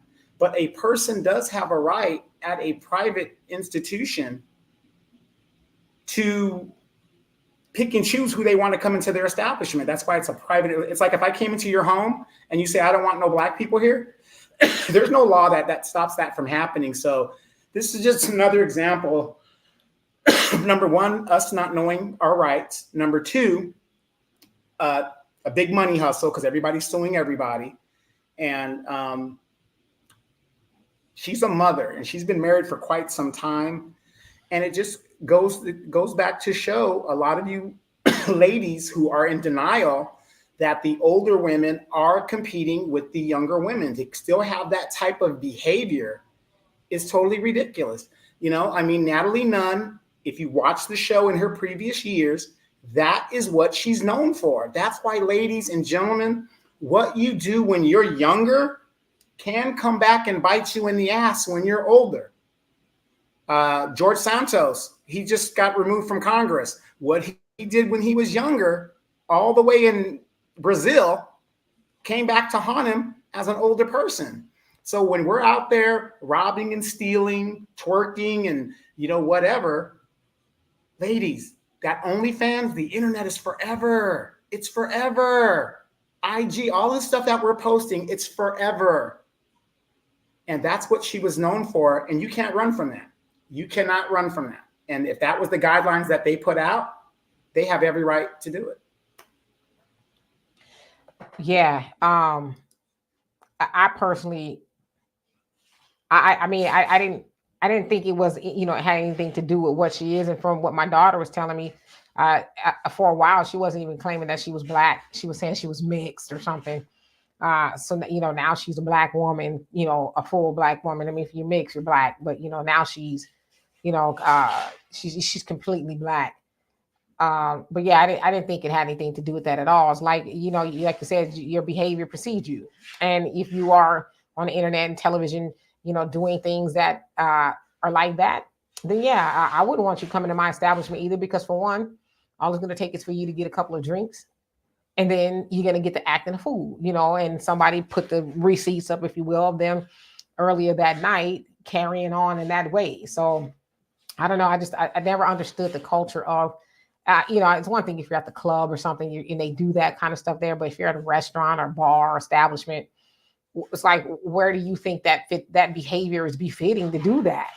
So I'm not mad at them for not wanting to, and she says, well, I booked the table with my American Express. And it's like, but there's some establishments, it's like, your money is not good here. Your money, your kind, it's not welcome here. We don't want it, so money does not make you a better person. It doesn't make you more palatable. And it doesn't sound like they're hurting for business. So it's like, gone somewhere, So I'm not mad at them. And to be honest, people are getting sick of the city girl attitude. And you don't just have to be Black to be a city girl. You got the white girls doing it, the Hispanic girls are doing it. People are getting tired of it. I mean, twerking has been around. Of course, we know the history of whatever, but we're talking about as negative as it's been for 20 years now. And it's people are tired of it. Let's do something else.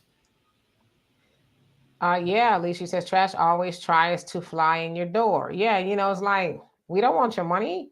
We don't need you here. Like, what are we supposed to do? The other people supposed to do? They don't come here to see you do any of that. They don't care who you are and your American Express card. What do they say? What was the slogan for American Express? It's welcome everywhere or something like that. You don't leave home without it. You can leave home without it because you ain't getting up in here, Yeah, and Ebony said, if that's our competition, we're fine. Yeah, I mean, yeah, there's some women that are competing with the younger women, but why would you want to compete with them doing that kind of stuff? I'm from the school, and I'm sure a lot of you ladies are on here are from the school where the younger women wanted to be like you, the older women. When I was younger, you saw some really classy, nice ladies. You wanted to be like them, So unfortunately, in some cases, it is backwards to where the older women are, trying to dress like the younger women and behave like the younger women. And it's not supposed to be that way. The younger women are supposed to strive to be, like the older women, because we are supposed to be setting a good example. So absolutely. Let's see here. Monica, you say if they're going to make that type of behavior public, they conduct themselves like that. I agree with the owners for not letting them in. They're a risk to do that in their establishment. Yeah, because then they'll go viral and have to explain to their clientele as to why they're letting that in there. And it's just, they don't like, especially if you have set a certain ambiance and, a way of life for your establishment. You don't want any riffraff, and that's what they are. Let's keep it a buck. You don't want riffraff coming in there and changing it up and, giving your business a black eye. You have to do a lot of PR and all that to explain when your door person, like they said, they have the discretion to say, no, thank you, ma'am. No, thank you. Have a lot of you guys ever been in a casino and they have the high roller room? How many of you guys were able to access that room? So is that racism because they won't let you in the room? No, you got to have a certain threshold to meet it. And unfortunately, we ain't those people. So. Yeah, I mean, and as said on their website, these are the requirements for you to come in, but again, I say too, we are in a point of society where people go to upscale restaurants wearing sweats and all that. But back in the day, they wouldn't even let you in there, no jacket, no service, right? Well, remember back in the day before your airline came into existence, when you had to go flying in the 70s, you had to dress up. You couldn't come in there with some sleeper tire and a bonnet on and all that other stuff. But now look at Spirit Airlines. You go in there, man, I hate to talk about your airline, D, but I'm just saying, that's an experience in itself. Okay, you get what you pay for. I've seen some bonnets on the waiting in line at the other airlines as well. I have seen it. So, yeah, but I don't know. I just think I'm glad that they did it to send a message to them. We don't want, your kind here. You go We don't somewhere want else. the advertisement for our show or for our establishment, whatever. And we're not going to let you, use us on a show. And then, our monetary value declines while you get the shock ratings. Yeah. So Ebony said, what do you guys think about Lenny's statement and the way he went about it? So you're talking about Lenny Kravitz. I love Lenny Kravitz. And basically what happened was in an interview, I don't know, some magazine, he's basically, and I'm paraphrasing, says that he's never been invited to the BET Awards or, any of, I guess, the Black Awards for whatever reason. Maybe they don't see his music as Black. And then some people ran off the rails, as they usually do, saying basically that he's, I don't know, saying that he doesn't have, he's not making Black music, or he's not seen as Black. And so he made a statement. It was basically like, knock it off. I did not say that at all. He says, I know who I am. And anybody knows Lenny Kravitz, he had a very Black mother, Roxy Roker. Yeah, he has a white daddy, or whatever the case is. But like I said, hold on a second. Oh, I'm slow. Okay, but I've never thought of Lenny other than Lenny. Lenny is, I don't even see Lenny in a genre, because Lenny is Lenny. He does it all, but I think it's sad that we come to a point to where we are trying to have people prove their Blackness. Lenny is Black, and he's never ran away from saying that he is Black, but it's us. It's us. We like to attack, our own people. But, like I said, I love Lenny.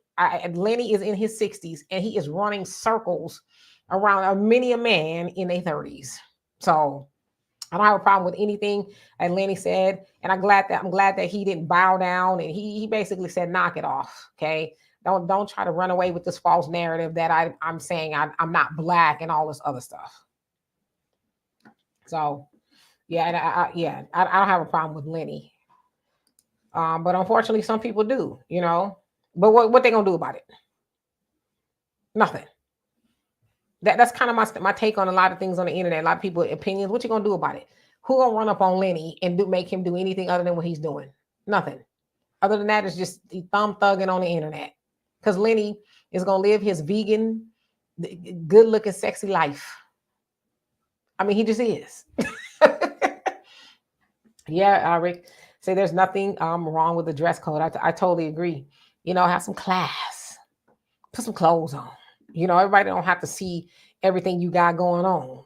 Your average logical thinker says Claire Huxtable was that chick I want to be like. Exactly. When you saw women like her. As a younger woman, I want to be like her. You didn't want to be, like the local thought or whatever. But nowadays, yeah, not, I don't know if any women personally want to be like Sexy Red. I'm sure there's some people who do. I just don't know any of them. But yeah, the older, classy woman was the role model. So we need to get back to that. Ebony says Isabel Wilkerson is a woman I respect. Look her up. Okay. Name sounds familiar. Black America, you say you must have not been outside in a long time. Me, I go outside. I see it all, but again, I don't keep company with I'll tell y'all a story. Yesterday, I was at Walmart, and I keep saying I ain't gonna go back there. I was at Walmart, and matter of fact, when my daughter and I was walking out, we saw a smash and grab.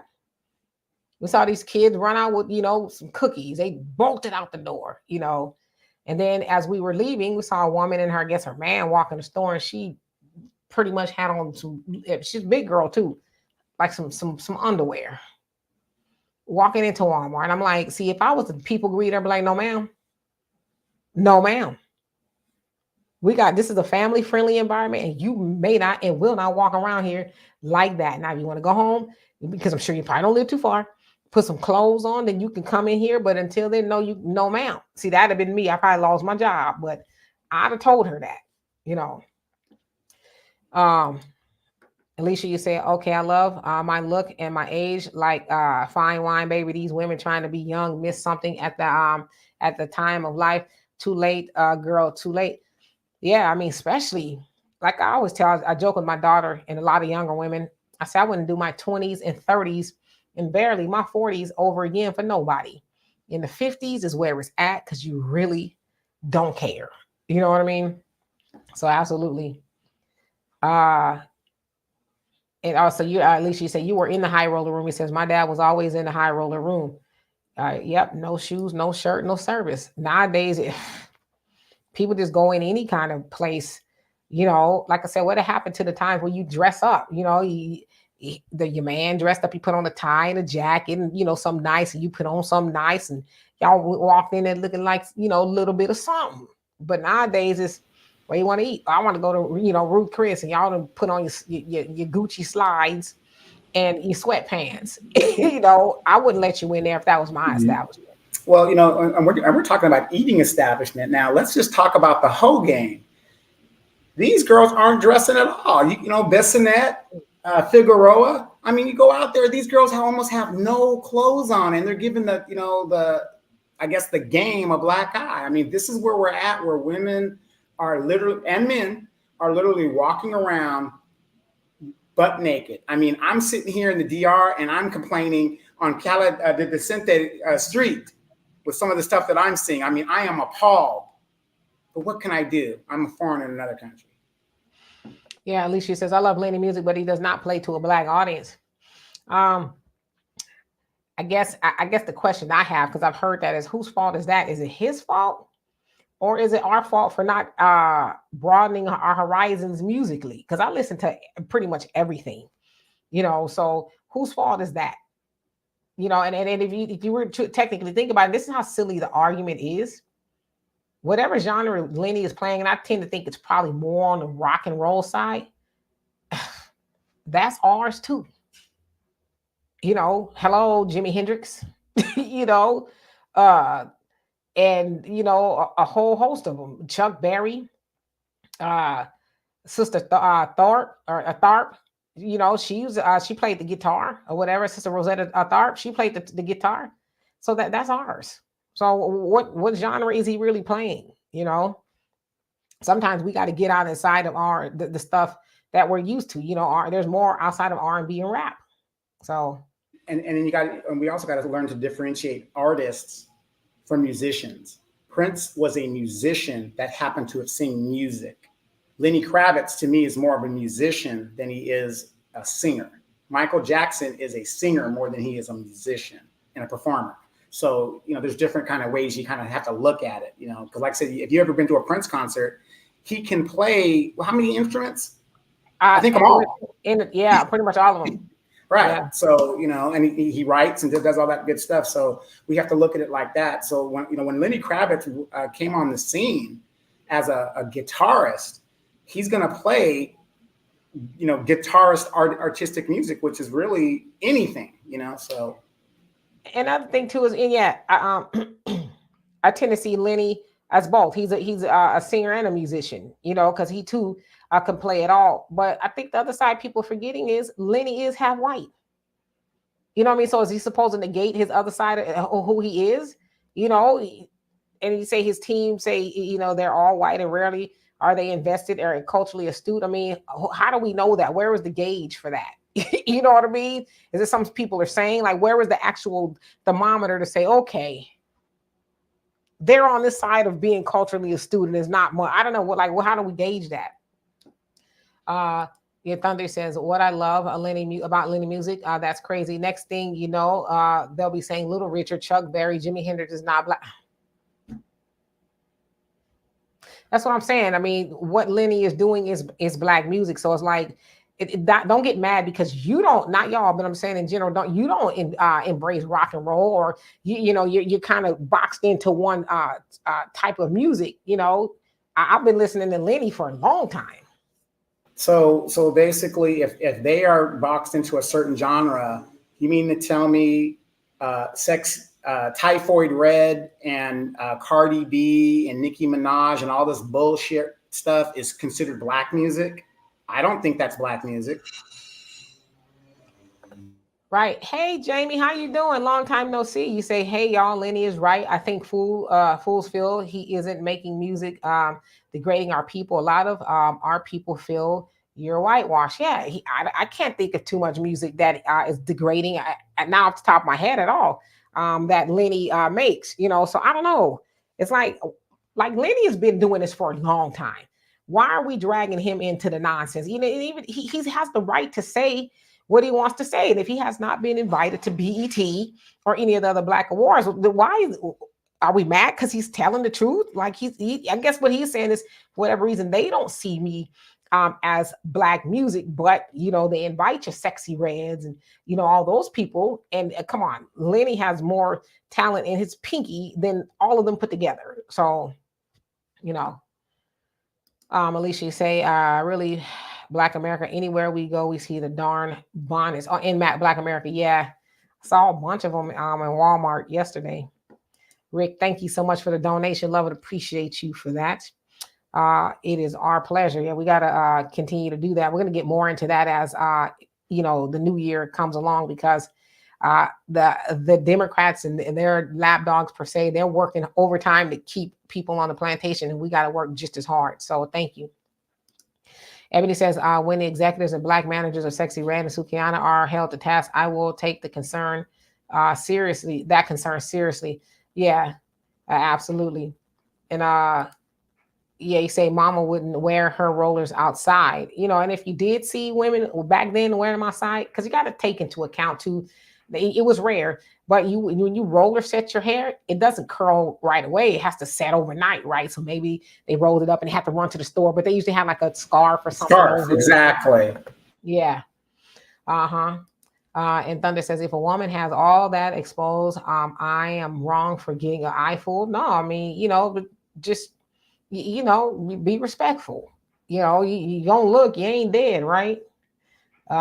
So your average logical thinker, you say, Donovan, you sound so devastated by the view.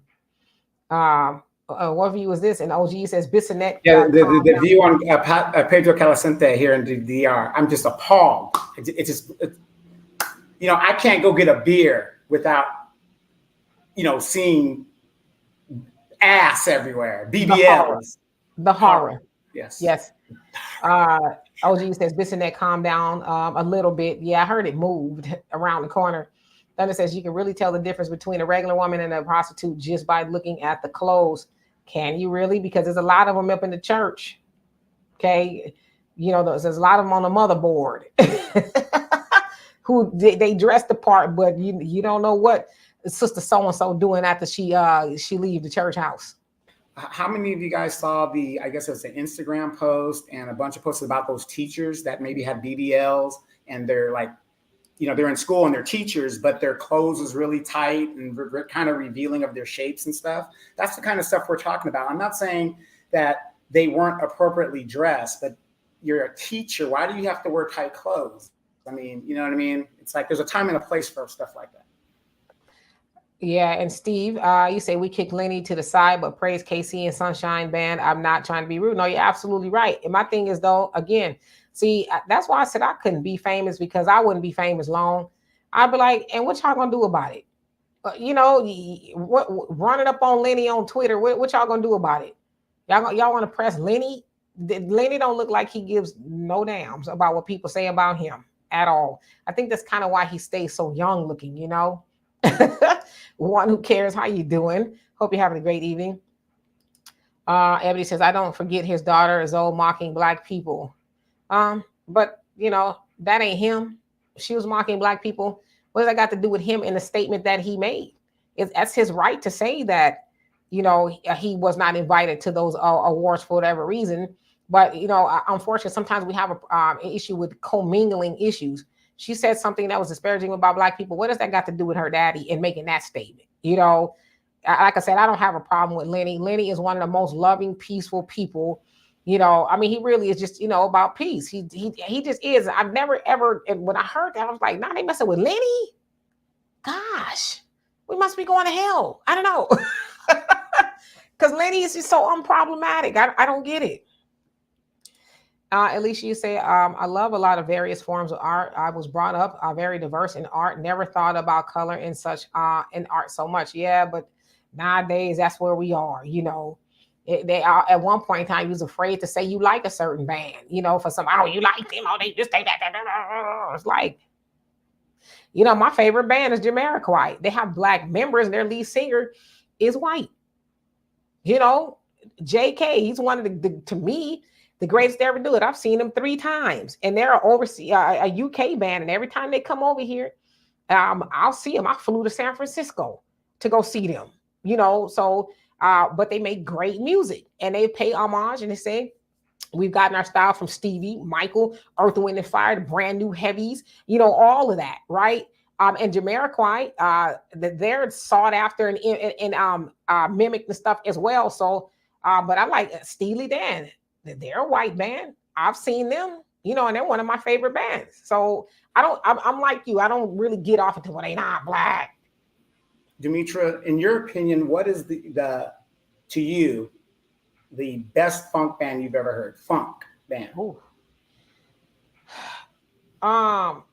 I mean, what can you do? We can't, you know, and also, you know, George Clinton. I mean, we cannot. I mean, yeah, of course.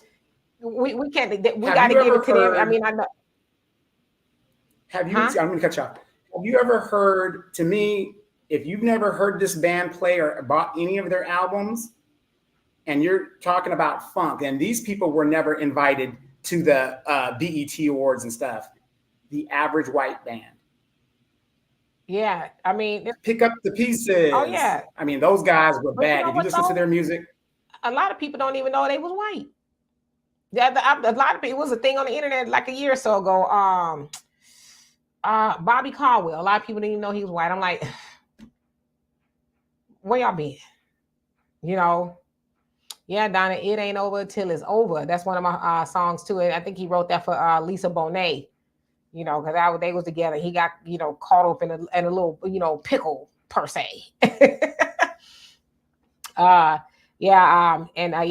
logical thinker. Are you gonna go my way? Yep, I like that one too.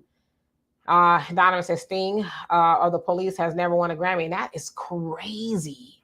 That is crazy that he has never won a Grammy. And I like the Police as well.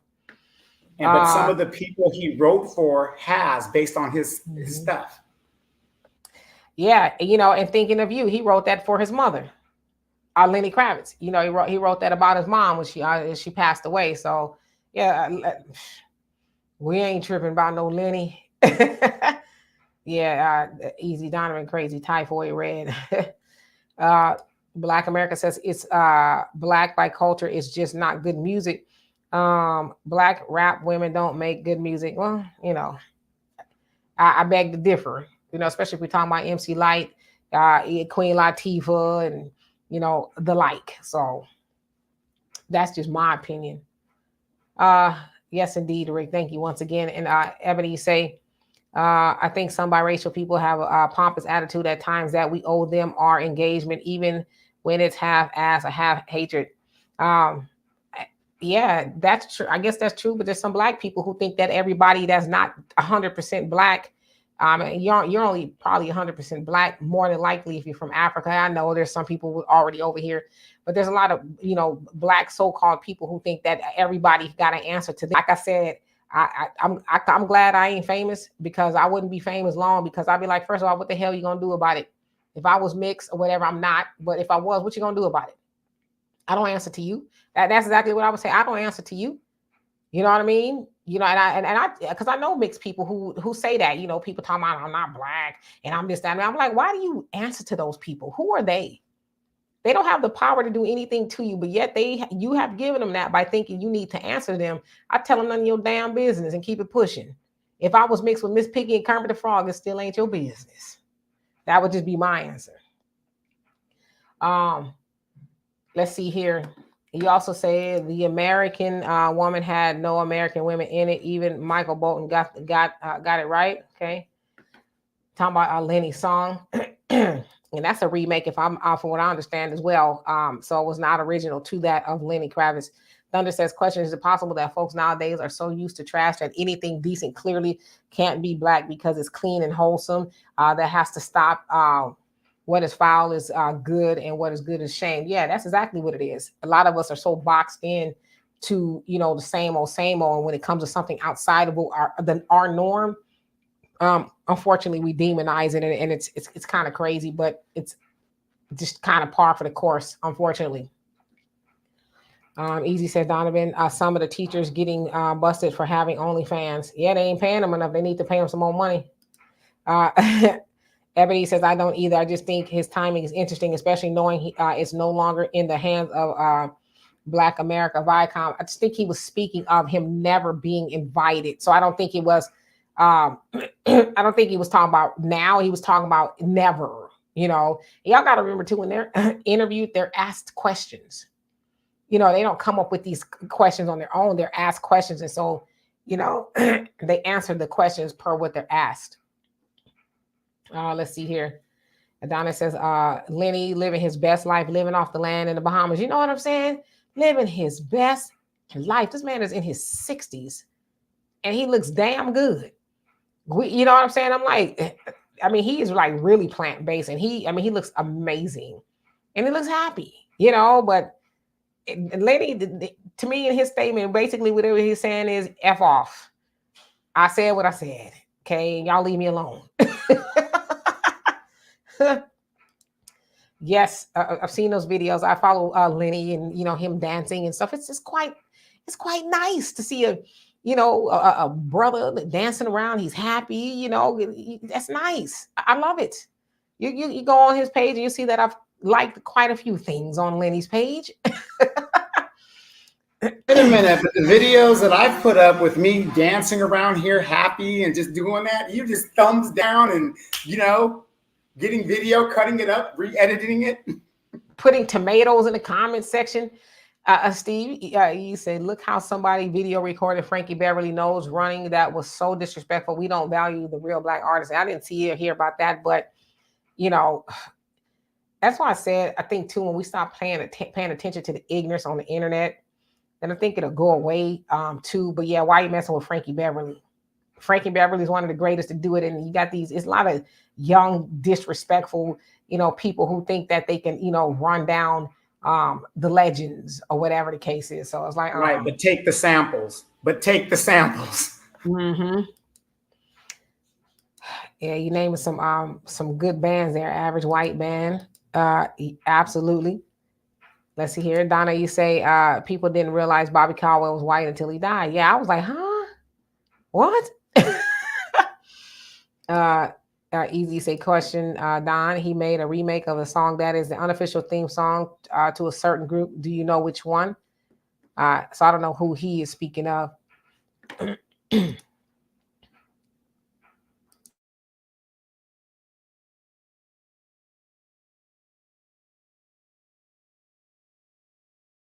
Out there, you guys, but great music. You know, I just want to say, since we're talking about music, and I'm not trying to be disrespectful to the art form that we originated, but I would say you guys would have to agree with me. One of the most distinctive voices in Black music was a white girl named Tina Marie. She was more soulful than most in her genre. Not all, but most. Tina Marie was very distinctive. When you heard Tina Marie sing, you knew it was Tina Marie.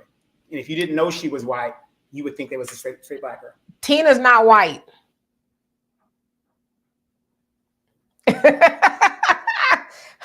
Tina was a sister, okay? And you know, she said her inspiration was that of Smokey Robinson. If you listen to Tina Marie, she sounds like Smokey Robinson. She said that's who she, you know, took inspiration from as far as her vocal abilities as Smokey Robinson. So, and she also, you know, loved the minister as well. So, yeah, love me some Tina Marie. Yes, Virtual Insanity. Yeah, that's kind of how everybody got to know them. But they actually have an album before that, Return to the Space Cowboy.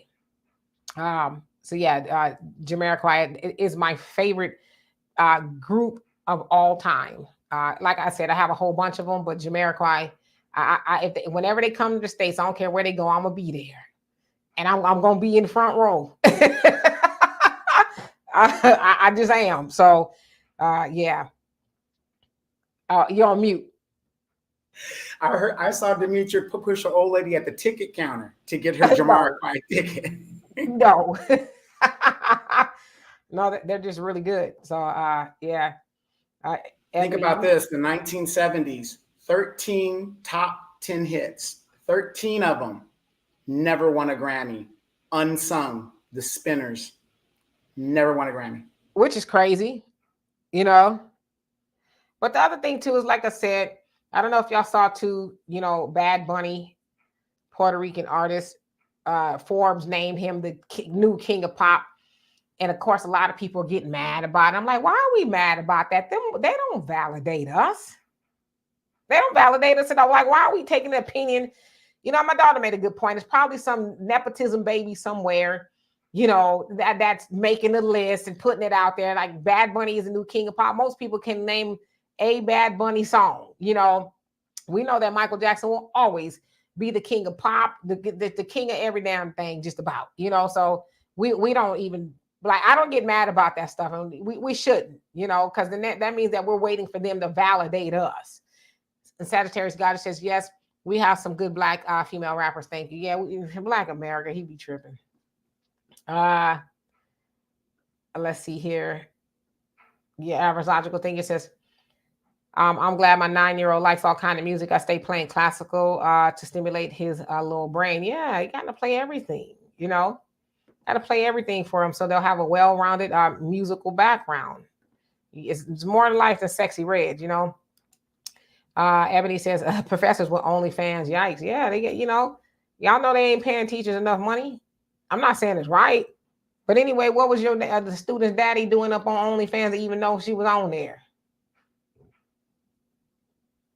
You know what I'm saying? We ever think about that? You Google it and everything comes up that is linked. So why you Googling Miss Johnson's OnlyFans? Because I want to know what college she went to teach my child, and it came up, and I just happened to. Sure. And then you happen to pay the subscription to see exactly what she was up to, huh? Because I want to make sure I get my information right before I go running up to the administration what she's up to in her private time, you know. Yeah, that's really tacky. It's like, why you messing with Frankie Beverly for? He's a singer, you know. Anybody who's a singer, and you know, I have sang a time or two, you know, that sometimes, especially if you're on the stage and you're lead singing, you might have some issues, you know, especially in musicals and operas and stuff. I don't know if you ever seen, sometimes they slobber, like the slobber, the spit just comes out of their mouth because they can't, as they're singing, they can't stop the swallow, you know, like,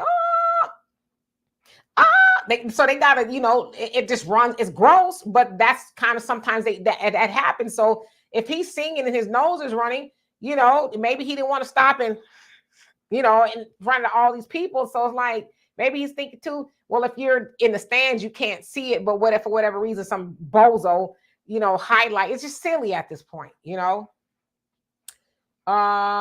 He said, you think Tina was passing? Thunder says, Tina, last night a DJ saved my life. And Sagittarius says, yes, she got some good songs. Yeah, Tina Marie, she got a lot of good songs. One of my favorite songs. What's your favorite song by Tina Marie, Donovan? Portuguese Love. Sorry. That's one of mine, but Casanova Brown. That's my jam right there. And in that song, I swear she holds a note for close to 30 seconds. She holds this note. That she doesn't cut in for a breath. It's just a long, continuous note. But yeah, that's one of my favorite songs by her. It probably my favorite song, Casanova Brown. You know, and I'll give this to Tina too. A lot of people don't know this. She initially came when she first got her record deal. Rick James produced her, as everybody knows. But after that, she wrote her own music. Angela Winbush is one that can do it. There are a lot of women in the industry that are just so talented. So, absolutely. So Ebony, you're saying there's 100 Tinas in the church. I beg to differ. You know, of course, we're making light of Tina being black. We know she was a white woman, but I'm not one to, to try to demonize Tina Marie. Tina Marie was one of the greatest to ever do it. I argued with anybody over that, white, green, black, whatever. There's not too many people who had the range that Tina had. No, it's not too many. It's just not, and we could try to make it about black or white. She never made it a secret that she was inspired by black music. She never has tried to, it's not black. She's always paid homage to black artists. And so, I would never take anything away from Tina Marie. She was, a damn good singer. Matter of fact, when I was in Los Angeles, the last time, me and my father, we listened, YouTubed a bunch of Tina Marie's music, so my daddy is very Muslim. FOI since he's 19 and he's almost 80. So if he can listen to Tina Marie, I can too.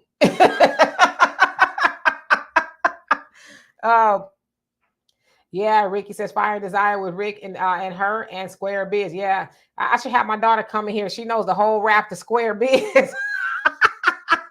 I used to like Behind the Groove too. That had like a melodic.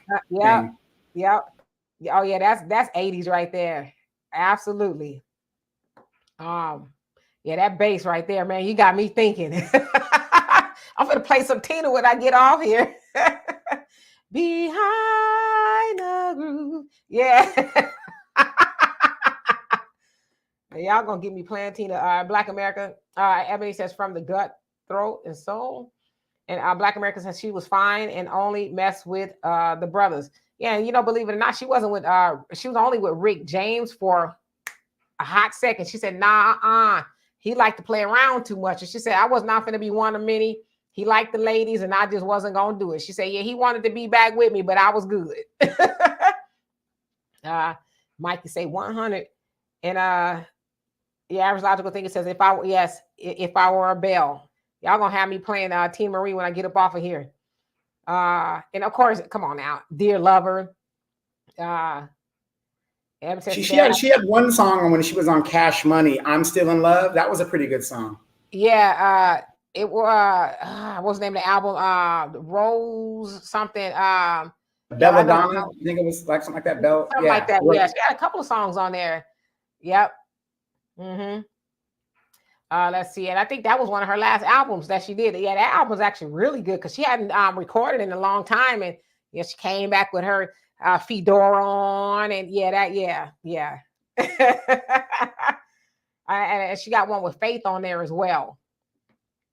Let's see here. Yeah, Coco Jones is cool. I'm trying to get into Coco Jones. I'm not wowed by her, but she does. She's beautiful. She has a good voice. But I'm trying to get into Coco Jones. Ari Lennox, yeah, I love some Ari Lennox. Let's see here. Normani, I don't know a lot about her. Justine Sky, I've heard of them. I know Normani was in a group or something like that. And Easy say, just like Taylor, no talent. Swift, oh no, Tina is not. And you know what? Honestly, Taylor Swift is talented.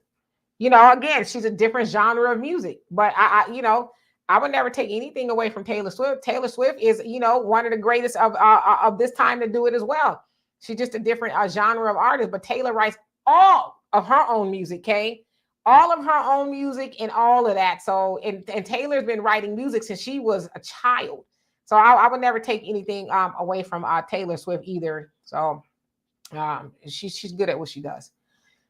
And let's see, Easy said Miss Johnson has caboose. Oh, no, I don't know about all that. And Steve says, what y'all gonna do with Sexy Red? Ain't gonna do nothing with Sexy Red. Ebony says, how does she have your credit card, Donovan? And who got your credit card?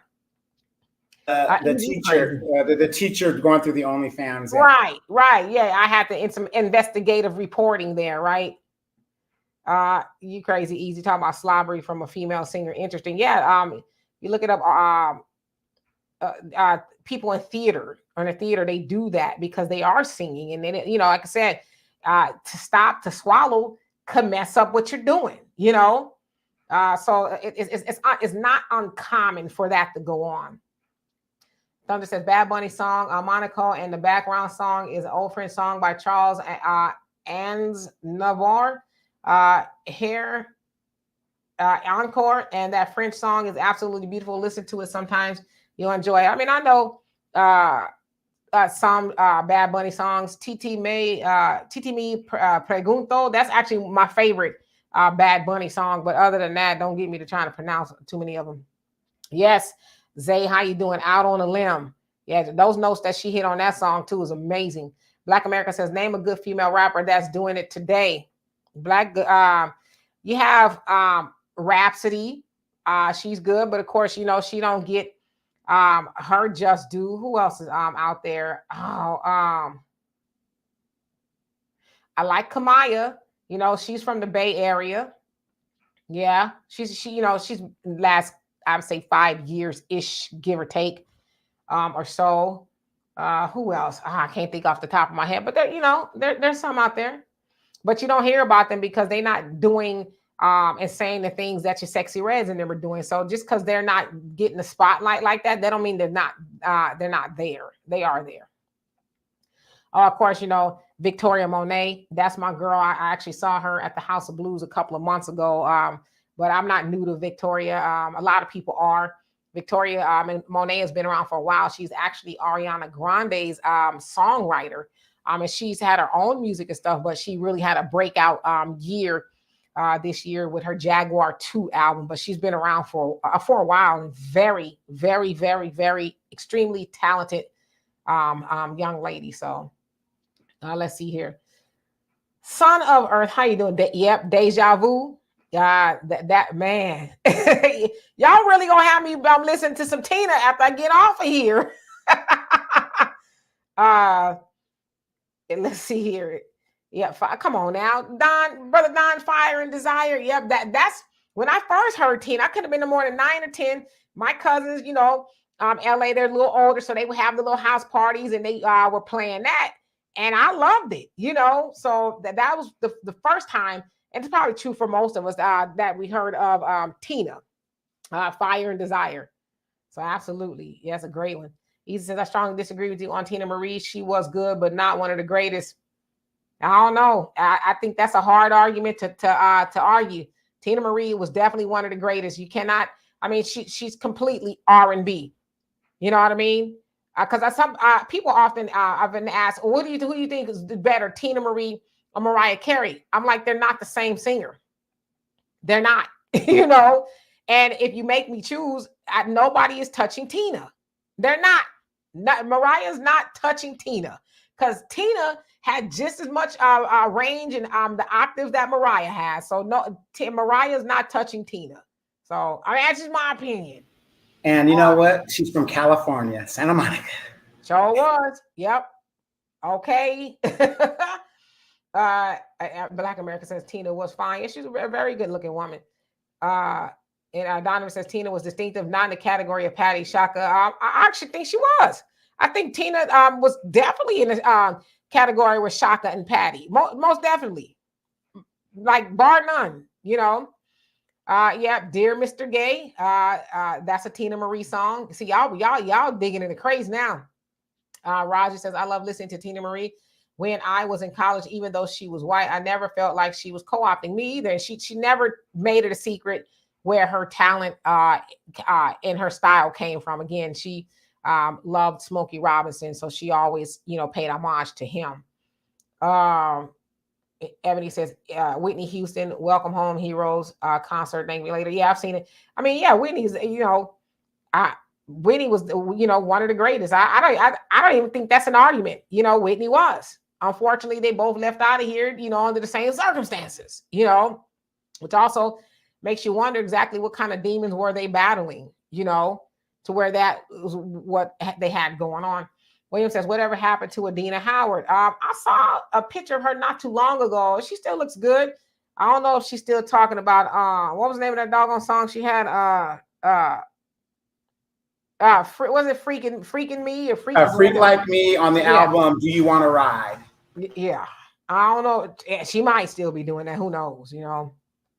And let's see here. Ebony says Taylor writes more than Beyonce. Check that, she does. Taylor is only usually her and one other person on her stuff. You look at Beyonce's writing credits, it's probably like 10, 15 people sometimes, you know. So Taylor's always written her own stuff. So I never try to take nothing away from Taylor. I mean, I don't, she's in her own lane as well, you know. Let's see here. You say Brandy's harmony. Yeah, Brandy, she can sing. She don't sing better than Tina Marie. You know, not to me, she don't. And William says, I listen to a lot of hip hop, chill out music. Yeah, me too. I listen to a lot of stuff. You'd be surprised, okay?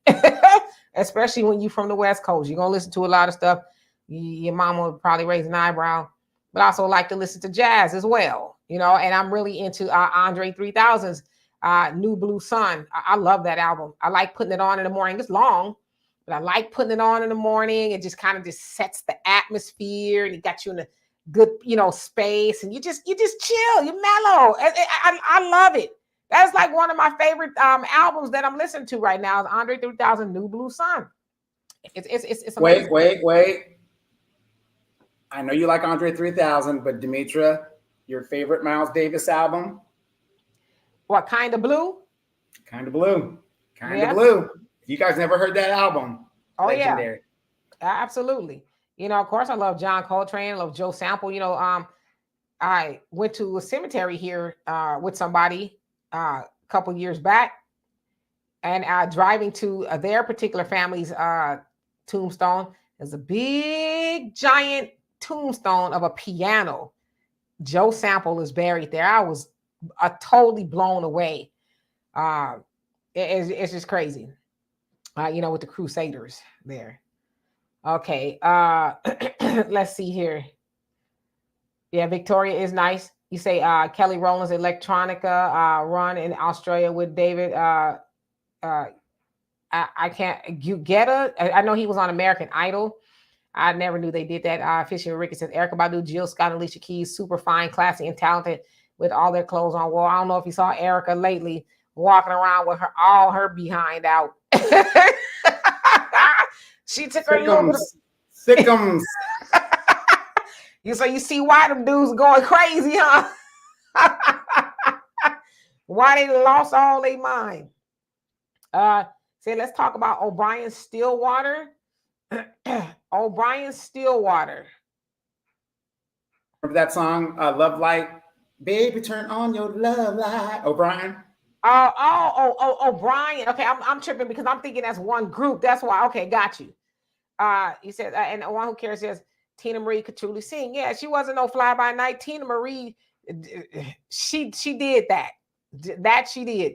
Black Americans have never heard of those two ladies, but if they are not getting spins on radio play, they're not in. Come on, man, stop it.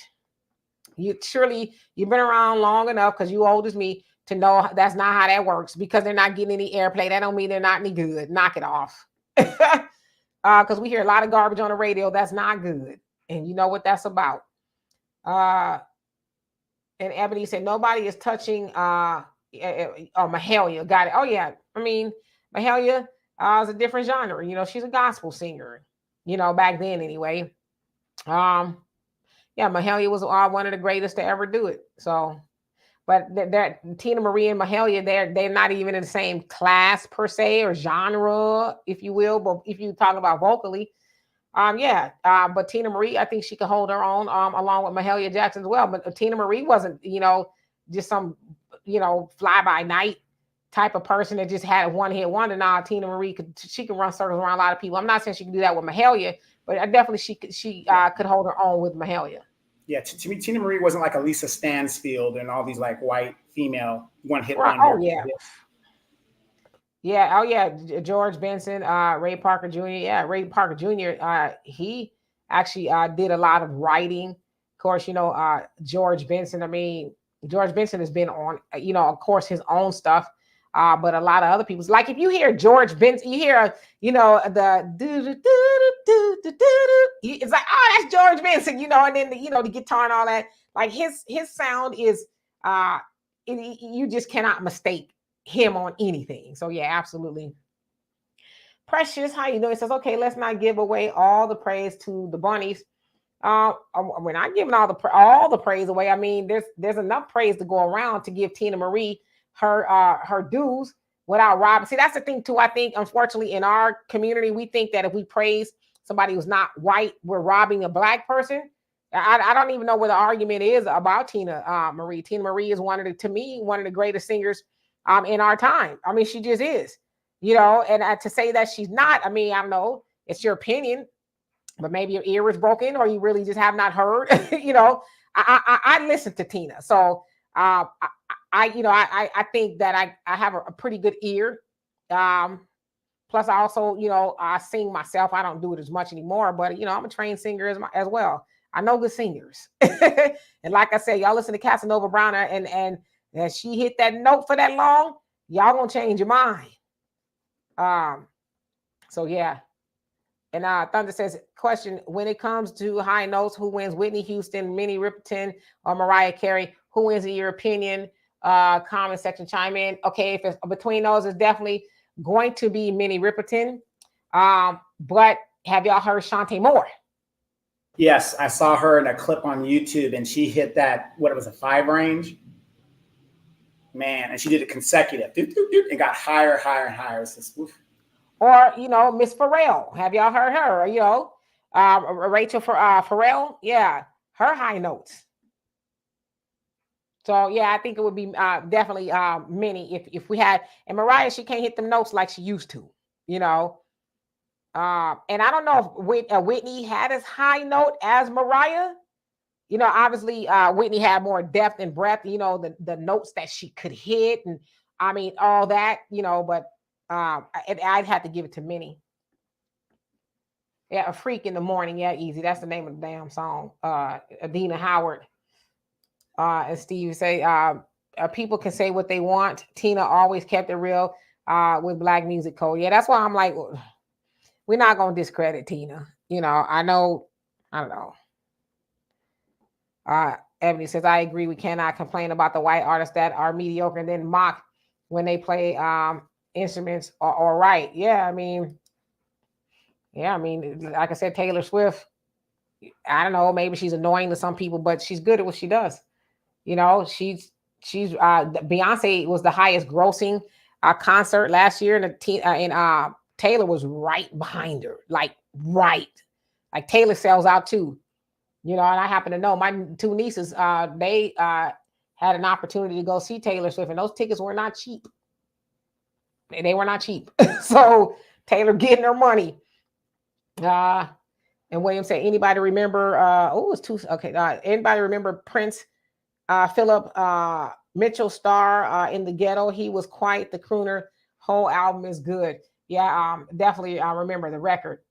Ebony says, Brandy's harmony is above Tina for me. It's a generational thing as well. I don't really resonate. Got you. Okay, so yeah, I'm trying to think. See, I know Brandy's music, but I don't know it like Tina. I'm just gonna keep it real with you. When I think of Brandy, sitting up in my room. Oh, come on, we're not comparing that to Tina. Or what else you got? I want to be down. Come on. We're not comparing that. I want to be down. Maybe The Boy Is Mine with Monica, but even that's suspect. The Boy Is Mine. We're not comparing that to Tina. We're not. I'm just saying I have a really good ear, and I can hear both, and we're not comparing that to Tina. No shade to Brandy. I like Brandy. She just ain't Tina. Not a whole lot of people aren't Tina, and they never will be. It's just a fact. And y'all want to. This is where I'm treading the dangerous grounds. Beyonce ain't Tina. Watch out, Beehive. I ain't scared of y'all.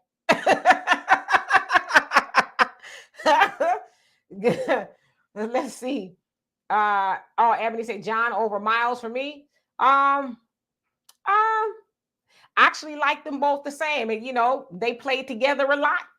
John was on Kind of Blue. Was it Blue and Green? I think was the name of the record. I could be wrong. Correct me if I am. But yeah, John Coltrane and Miles Davis, they played together often. So they kind of they're not, but when I hear one, I hear the other.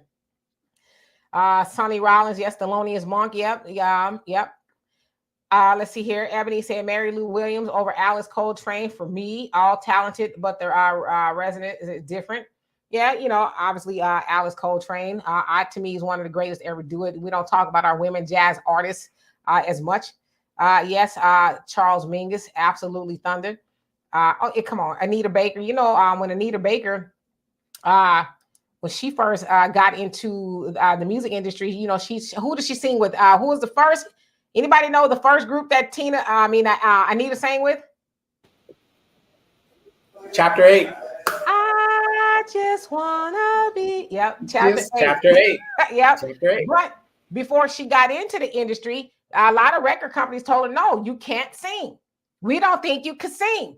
And she kept going, and rest is history. We know Anita to be one of the. I don't know if people would consider Anita to be one of the greatest singers, but she definitely has one of the greatest presentations. She brought class back. I won't say she brought it back, but she was like, the newer class of class, if you will. Al, how you doing? He says, I have an older cousin who went to a Tina Marie concert at the Omni in Atlanta back in 1987. And I remember her saying that everyone was on their feet through her entire set. Yeah, how could you not? Tina Marie, I don't know. I can have a discussion about her all the time. Howlin' Wolf and Sarah Vaughan, absolutely. Obviously, some of the pioneers, of jazz, and Howlin' Wolf was more like blues, if you will. But yeah, Sarah Vaughan, absolutely. When she sang, she was Dinah Washington as well. Yes, Rick, go look that up about Erica. She got her yams all over the internet. Yes, Ebony Screaming Jay, absolutely.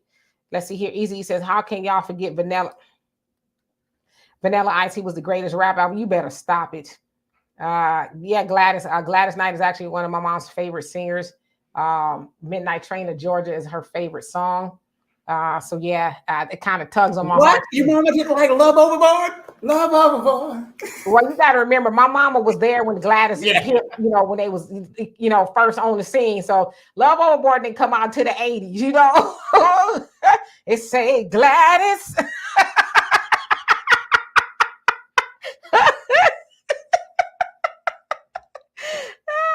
Yeah, but Midnight Train to Georgia was her favorite song. So yeah, sometimes when I hear it, it kind of gets me. What about Neither One of Us? Come on now. Man. Neither one of us. Yes. Wants to be the first to say neither one of us. Man, that if y'all ever listen to the lyrics of that song, it's deep. Because it's like, listen. And it sounds like she's crying. It sounds like she's crying. Yes. And it's like, listen, we've been holding on to this. We're used to this, but we know it's probably not something we should engage in. We should try to break it up, but nobody wants to say goodbye. So why don't you go ahead and, let me down easy first, But yeah, absolutely. A definite classic. You better stop it, Donovan. Let's see here. Helen Smith out of Miami. Faith Evans. Yeah, I like Faith Evans. Absolutely. I like Faith. She ain't no Tina though. Y'all haven't put nobody up here yet that's going against Tina. This ain't got nothing to do with her being a white lady.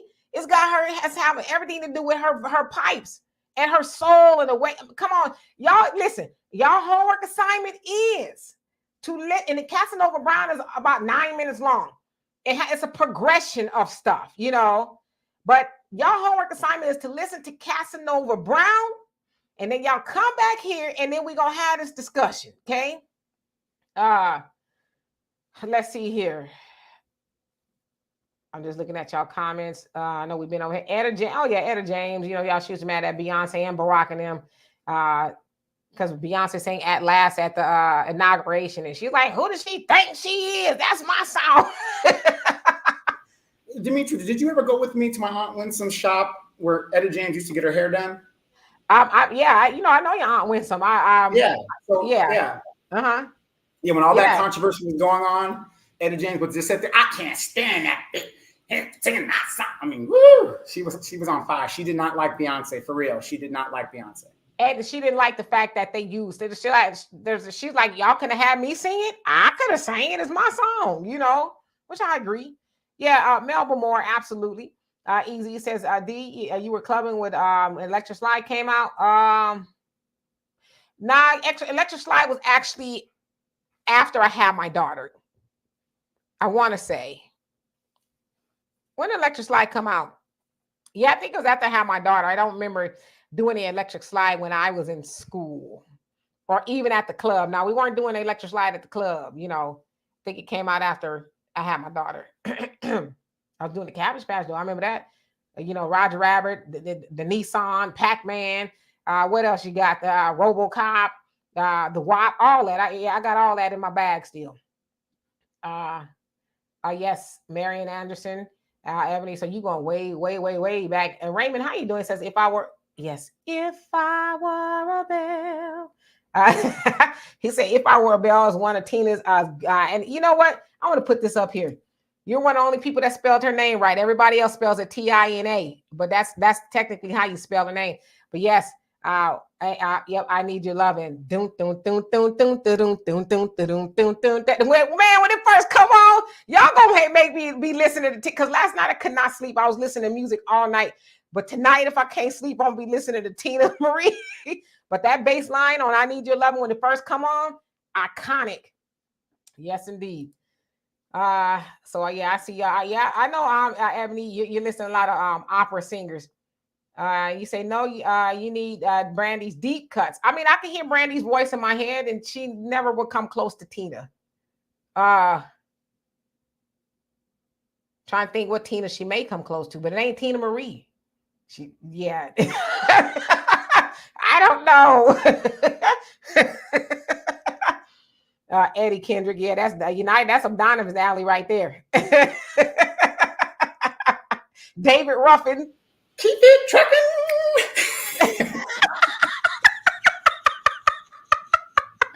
Oh man, them are on some serious drugs. Did you try to tell me one time David Ruffin was your daddy? No, you know what? I used to tell Donovan, Junior. Donovan looks a lot like Junior. Mama used to say, take your time. If y'all look at Junior, y'all ain't gonna never be able to unsee that, especially when he wears glasses.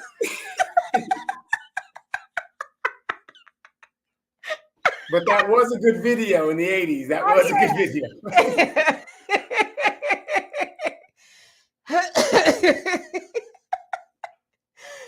Yeah, Jasmine Sullivan's good. Yeah, she's good. Yeah, Sagittarius God is different voices. And Stevie said sounds like a lot of people don't know vocals. Yeah, I know vocals, and yeah, Brandy ain't coming close to Tina, and no planet ever, no lifetime, never. As Tina say, deja vu. I've been here before, but Brandy ain't been here before, and she won't be there in the afterlife or nowhere else with Tina Marie ever vocally, ever. All right, let me see. Let's get out of here. Pearl Bailey, all wild now. Y'all done went way back. Al says in 1992, Tina Marie was nominated for an AMA and then was heralded as the queen of, and I think your comment cut off, queen of what? Now that's interesting. Appreciating Ricky says Shaka with Rufus singing tell me something good, and Hollywood. That's one of my favorite songs. What about Stay? Oh yeah, come on, man. And Erykah Badu redid it, and she did a good job. She did a really good job. I actually like Shaka's Epiphany, that album. That's a good album. Wait, remember on that album she remade Fleetwood Mac song Everywhere. Oh yeah, man. With you everywhere. Yes, that's the jam right there. One of my favorite songs on that is The End of a Love Affair. That one is like I was listening to the other day. I was like, man, that one right there, boy. I said that describes me to it, well, almost to a T. I don't drink and smoke, but Ebony says, I think you connect to Tina. It's okay. I do. I ain't no shame in the game. I am a Tina Marie fan. I am. Melissa Morgan. Yes. No. Melissa. I love Melissa Morgan. Me, Lisa. Fool's Paradise. Morgan. That was the jam. Yeah. I listen. I love me, Lisa. Okay. I love her. But okay, let me listen to her voice real quick. Love Changes with Kashif. Close, but she's still not touching Tina. She not. I'm telling y'all, go listen to Casanova Brown. That's a case closed. I'm winning the case just with that one alone. Nobody has that range. I mean, the storytelling. I'm telling you, when she hold that note, it's like, is she gonna breathe? I mean, it's that long. I mean, honestly, it's long, and she don't break at all. Sade is there with Anita Baker. Okay, yeah. They're different. Sade can sing, but Tina sings. Does that make sense? So, because Anita Baker and Sade, if they could sing, but their presentation was classy. If you ever been to a Sade concert, which is on my bucket list, I missed her in San Diego at San Diego State in the early 90s. Man, go on YouTube and watch one of Sade's shows. Oh, it is incredible. Incredible. Yep. Ebony said Leontine Price opera. Yeah, my stepfather loved Leontine Price. Absolutely. As I said, y'all, you know, I'm a singer, so I'm familiar with, you know, some genres of singers. I know some of y'all don't believe me. I probably would never seriously sing for y'all, you know, whatever the case is. But yeah. Al says, quit BS. Y'all need to sing Roy Orbison. Which one is that one? Pretty woman. Pretty woman walking down the street. Pretty woman. Have mercy.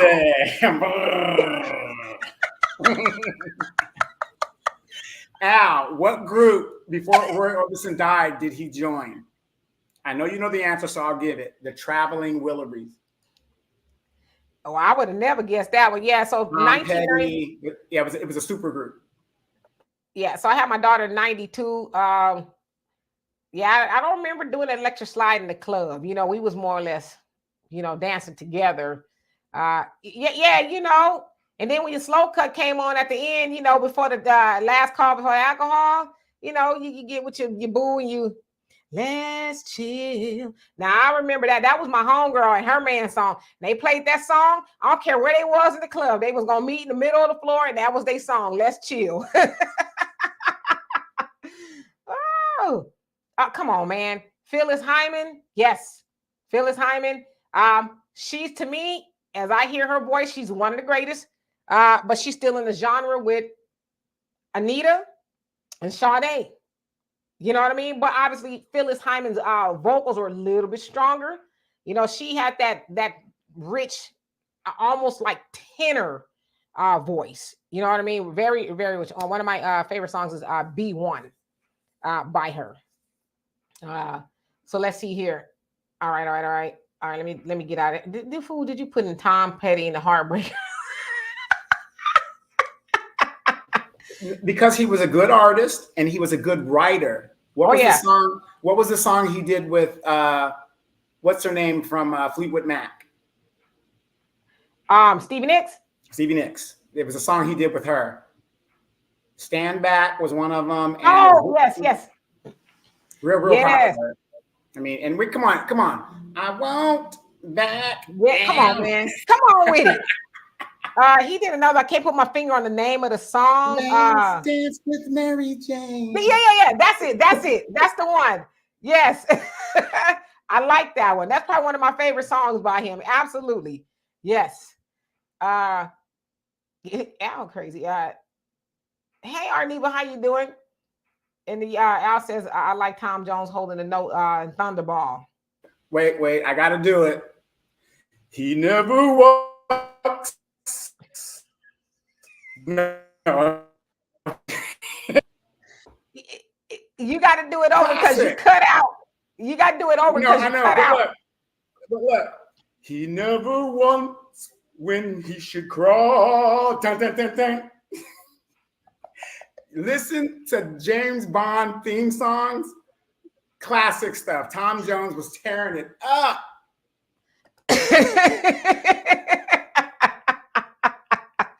You tried it. You tried it. Yeah. Stop dragging my heart around. That was it. Stevie Nicks, Tom Petty. Okay. Yeah. Stop dragging my heart around. Yep. I'm just looking at this. Yeah. Yeah. Son of Earth. Yeah. Melissa, do you still love me? Yeah. Come on now. Fisher Rick says a soulful white woman. Ari Lennox. Yes. From Eurythmics. Absolutely. My nephew. Oh, he loves that Sweet Dreams. He had it on a loop. I'm like, enough. You say one who cares. You saw Sade live. Mikey says Tina had a soulful voice. Yep. Easy says, are you serious, D? She has way more hits than 2 albums. Tina. See, that's why I impress upon you. Go do your research. Tina had way more than 2 albums. Come on now. Don't do Tina. Don't do Tina. Go do your research. I'm telling y'all.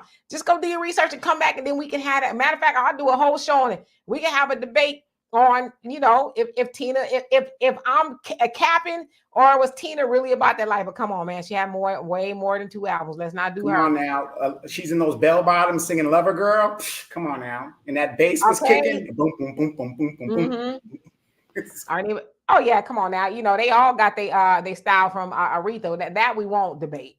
Absolutely, yes. Aretha did it all. She actually stood in the place of Andre. Was it not Andre Bocelli?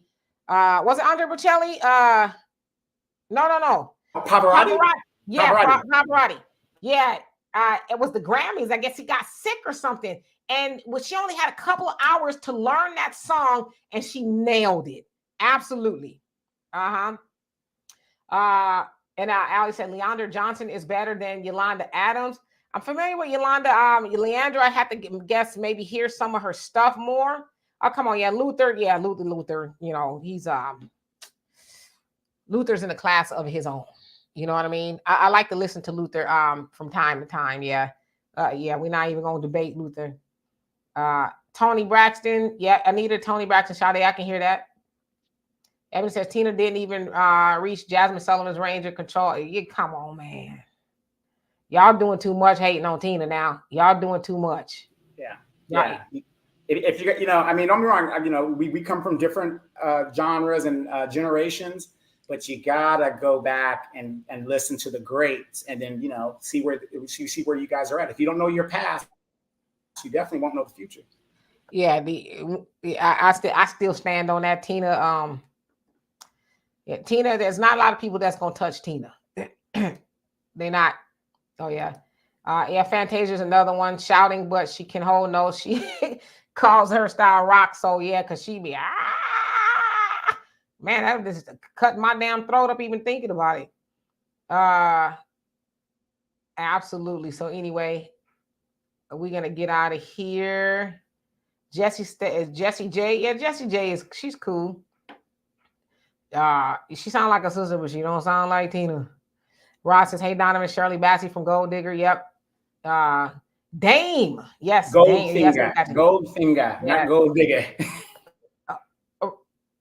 Did he see that? No, did I say Gold Digger? I meant Goldfinger. Yeah, that's what I meant. That's what I meant. Gold Digger. I think I might use that for my Chapia daughters out here. There you go. Chapia daughter.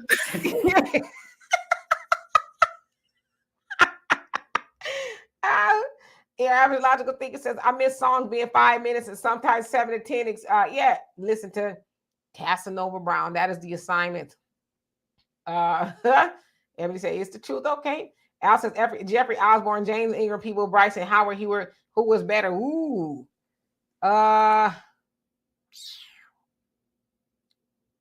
Concentrate on you.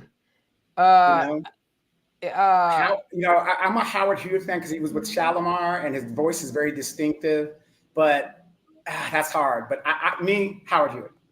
James Ingram, hands down, because he sings one of my favorite songs. James Ingram, you're right. James Ingram. Yep. That for me, James Ingram, 100 Ways. That's my one. What she does. Send her roses. Just because. Oh. That's one of my favorite songs. It is.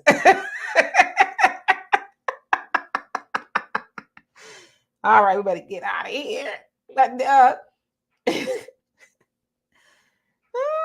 Easy said, "D, you killing me with this Tina loyalty." I listen. I'm never gonna lie to kick it. I love me some Tina, and you know, if Tina could not sing, I would tell y'all. But y'all haven't mentioned anybody on here that's really touching Tina. Yeah, I have to agree. Like I said, if you in the genre of R&B and soul, when you hear Tina Marie's voice, you know who it is. If you know who Tina Marie is, it just stands out from all the other ones. Yeah, you got some other ones, the greats, the super greats, but Tina to me has always been untouchable in regards to, you know, what she does.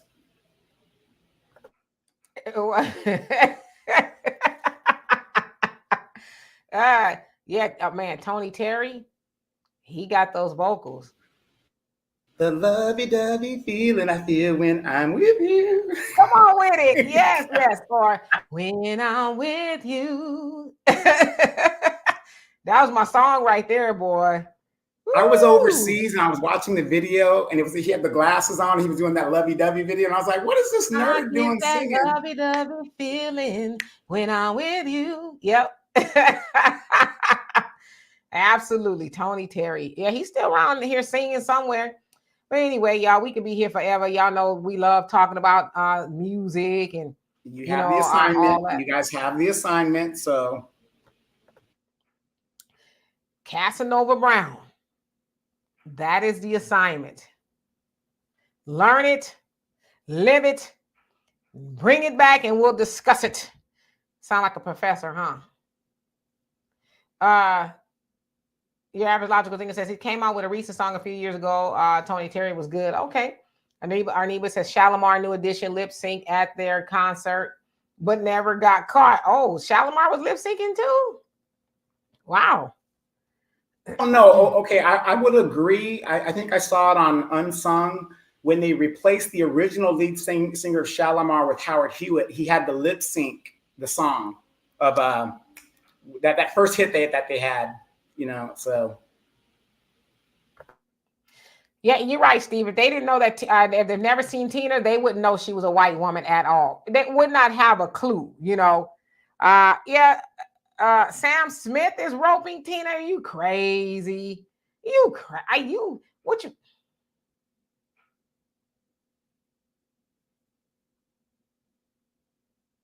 I mean, Sam Smith can sing, but he ain't no Tina.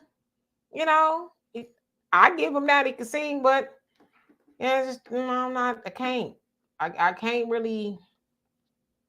I don't know where Tony Terry is from. I don't think he's from California. I think he's from somewhere cold. I remember. Yeah, somewhere like north. It's on the East Coast, like maybe Ohio, that area. Oh well, yeah. Al talking about Joe. You know, ain't nobody touching Joe as far as he's concerned. Yeah, you know. Joe has quite the resume, and he can sing. He's a lot of contributions. Yeah. Joe is he's good. Y'all, you say no assignment necessary. I'm just saying. And peace and love to you as well, Brother Samuel. And Mimi, how you doing? Long time no see. Says I've been cooking. I love Tina, but don't do Mariah. Laugh out loud. That's my girl. Nah, Mariah can sing, but she not touching Tina. I mean, if we had to compare, like to have to say she not touching Tina Marie. Listen to Casanova Brown. You guys will be like, oh damn, we was bumping our guns and we was wrong. I'm telling you. I was about to say, you tripping. Kenny Lattimore, Shantae Moore did an album together. Yeah. Title of the album? Things That Lovers Do. Okay. Oh, look at you. Because, you know, don't ask me about no album titles. I really couldn't help you much there. But I know Shantae Moore, ain't nobody really touching her falsetto either. Oh, wait. And they did 2 albums. How dare I leave this broadcast and not talk about El DeBarge?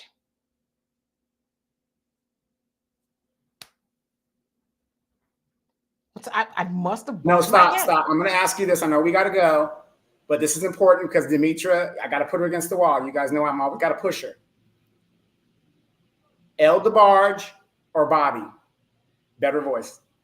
Bobby, because El DeBarge was patented off of his brother because the record company was like, we need you to hit those notes like Bobby. And El was like, well, I'm not Bobby. There's no other Bobby. I'll never be Bobby. But they said, you need to sound like Bobby. So Bobby DeBarge, hands down, he is the blueprint for that era of falsetto. Bobby DeBarge has the most natural falsetto that I can think of, other than like Maurice White, you know, and cats like that. But El DeBarge, he's very, very close. I mean, he just is. So, you know, I would be remiss not to mention El DeBarge. So anyway, yes, we love and appreciate you guys. Yeah, you guys are saying Bobby. Yep, El is still touring. El is still touring. He ain't near passing out on stage. You know what's so funny? I actually had an opportunity to see El DeBarge. I was there at the concert, and he was there with a couple other people, and I was all happy, ready to go. I was like, yes, I'm going to see my husband, all that other stuff. And then he was high, so high. He could not touch the sky. He was just like wandering around the stage, like, and they kept on trying to move him toward the piano. So they finally put him on the piano, and he's okay. I mean, just like, you know, the part of 5 Heartbeats when the dude was jacking up the piano for that's how he was sounding. I was like, what's going on? And that was the only time I haven't been able to see him yet, but I'm holding out hope that I will be able to. And she still loves the man, even though he was out of his mind at the time. You know, we all have our struggles, you know. He's trying. What do you expect from him? He's trying his hardest to be a good human being. Give him a break. Yes, it says we gotta give Lady D to the El DeBarge detox. No, what did Diana Ross say? I don't need no cure. If there's a cure for this, I don't want it. I don't want it. Okay. I've got the sweetest hangover. Oh, he says, okay, we can't leave without mentioning her. Mary J. Blige. Yes, she's a great singer. She ain't Tina either. Mary J. Blige is nowhere near a Tina Marie. Nowhere near. Sorry. I've seen Mary J. Blige. I have a lot of her albums, but no, sorry. Said Dinah was a thief, and it don't matter what she said. Oh, what did she steal? Really? Yeah, you know what? In love with a crackhead. Hey, her block game is hard, Easy. When you talk about Elle, her block game is hard. You want to be blocked easy? Listen, I'm used to that, okay? Most people know I love El DeBarge. That's the first thing they say. And I'm like, well, you know, nobody's perfect, right? Those who live in glass houses should not throw stones. He's trying his best. We fall down, but we... That now sound like an enabler, like a mug, huh? Leave him alone. It's just a little crack.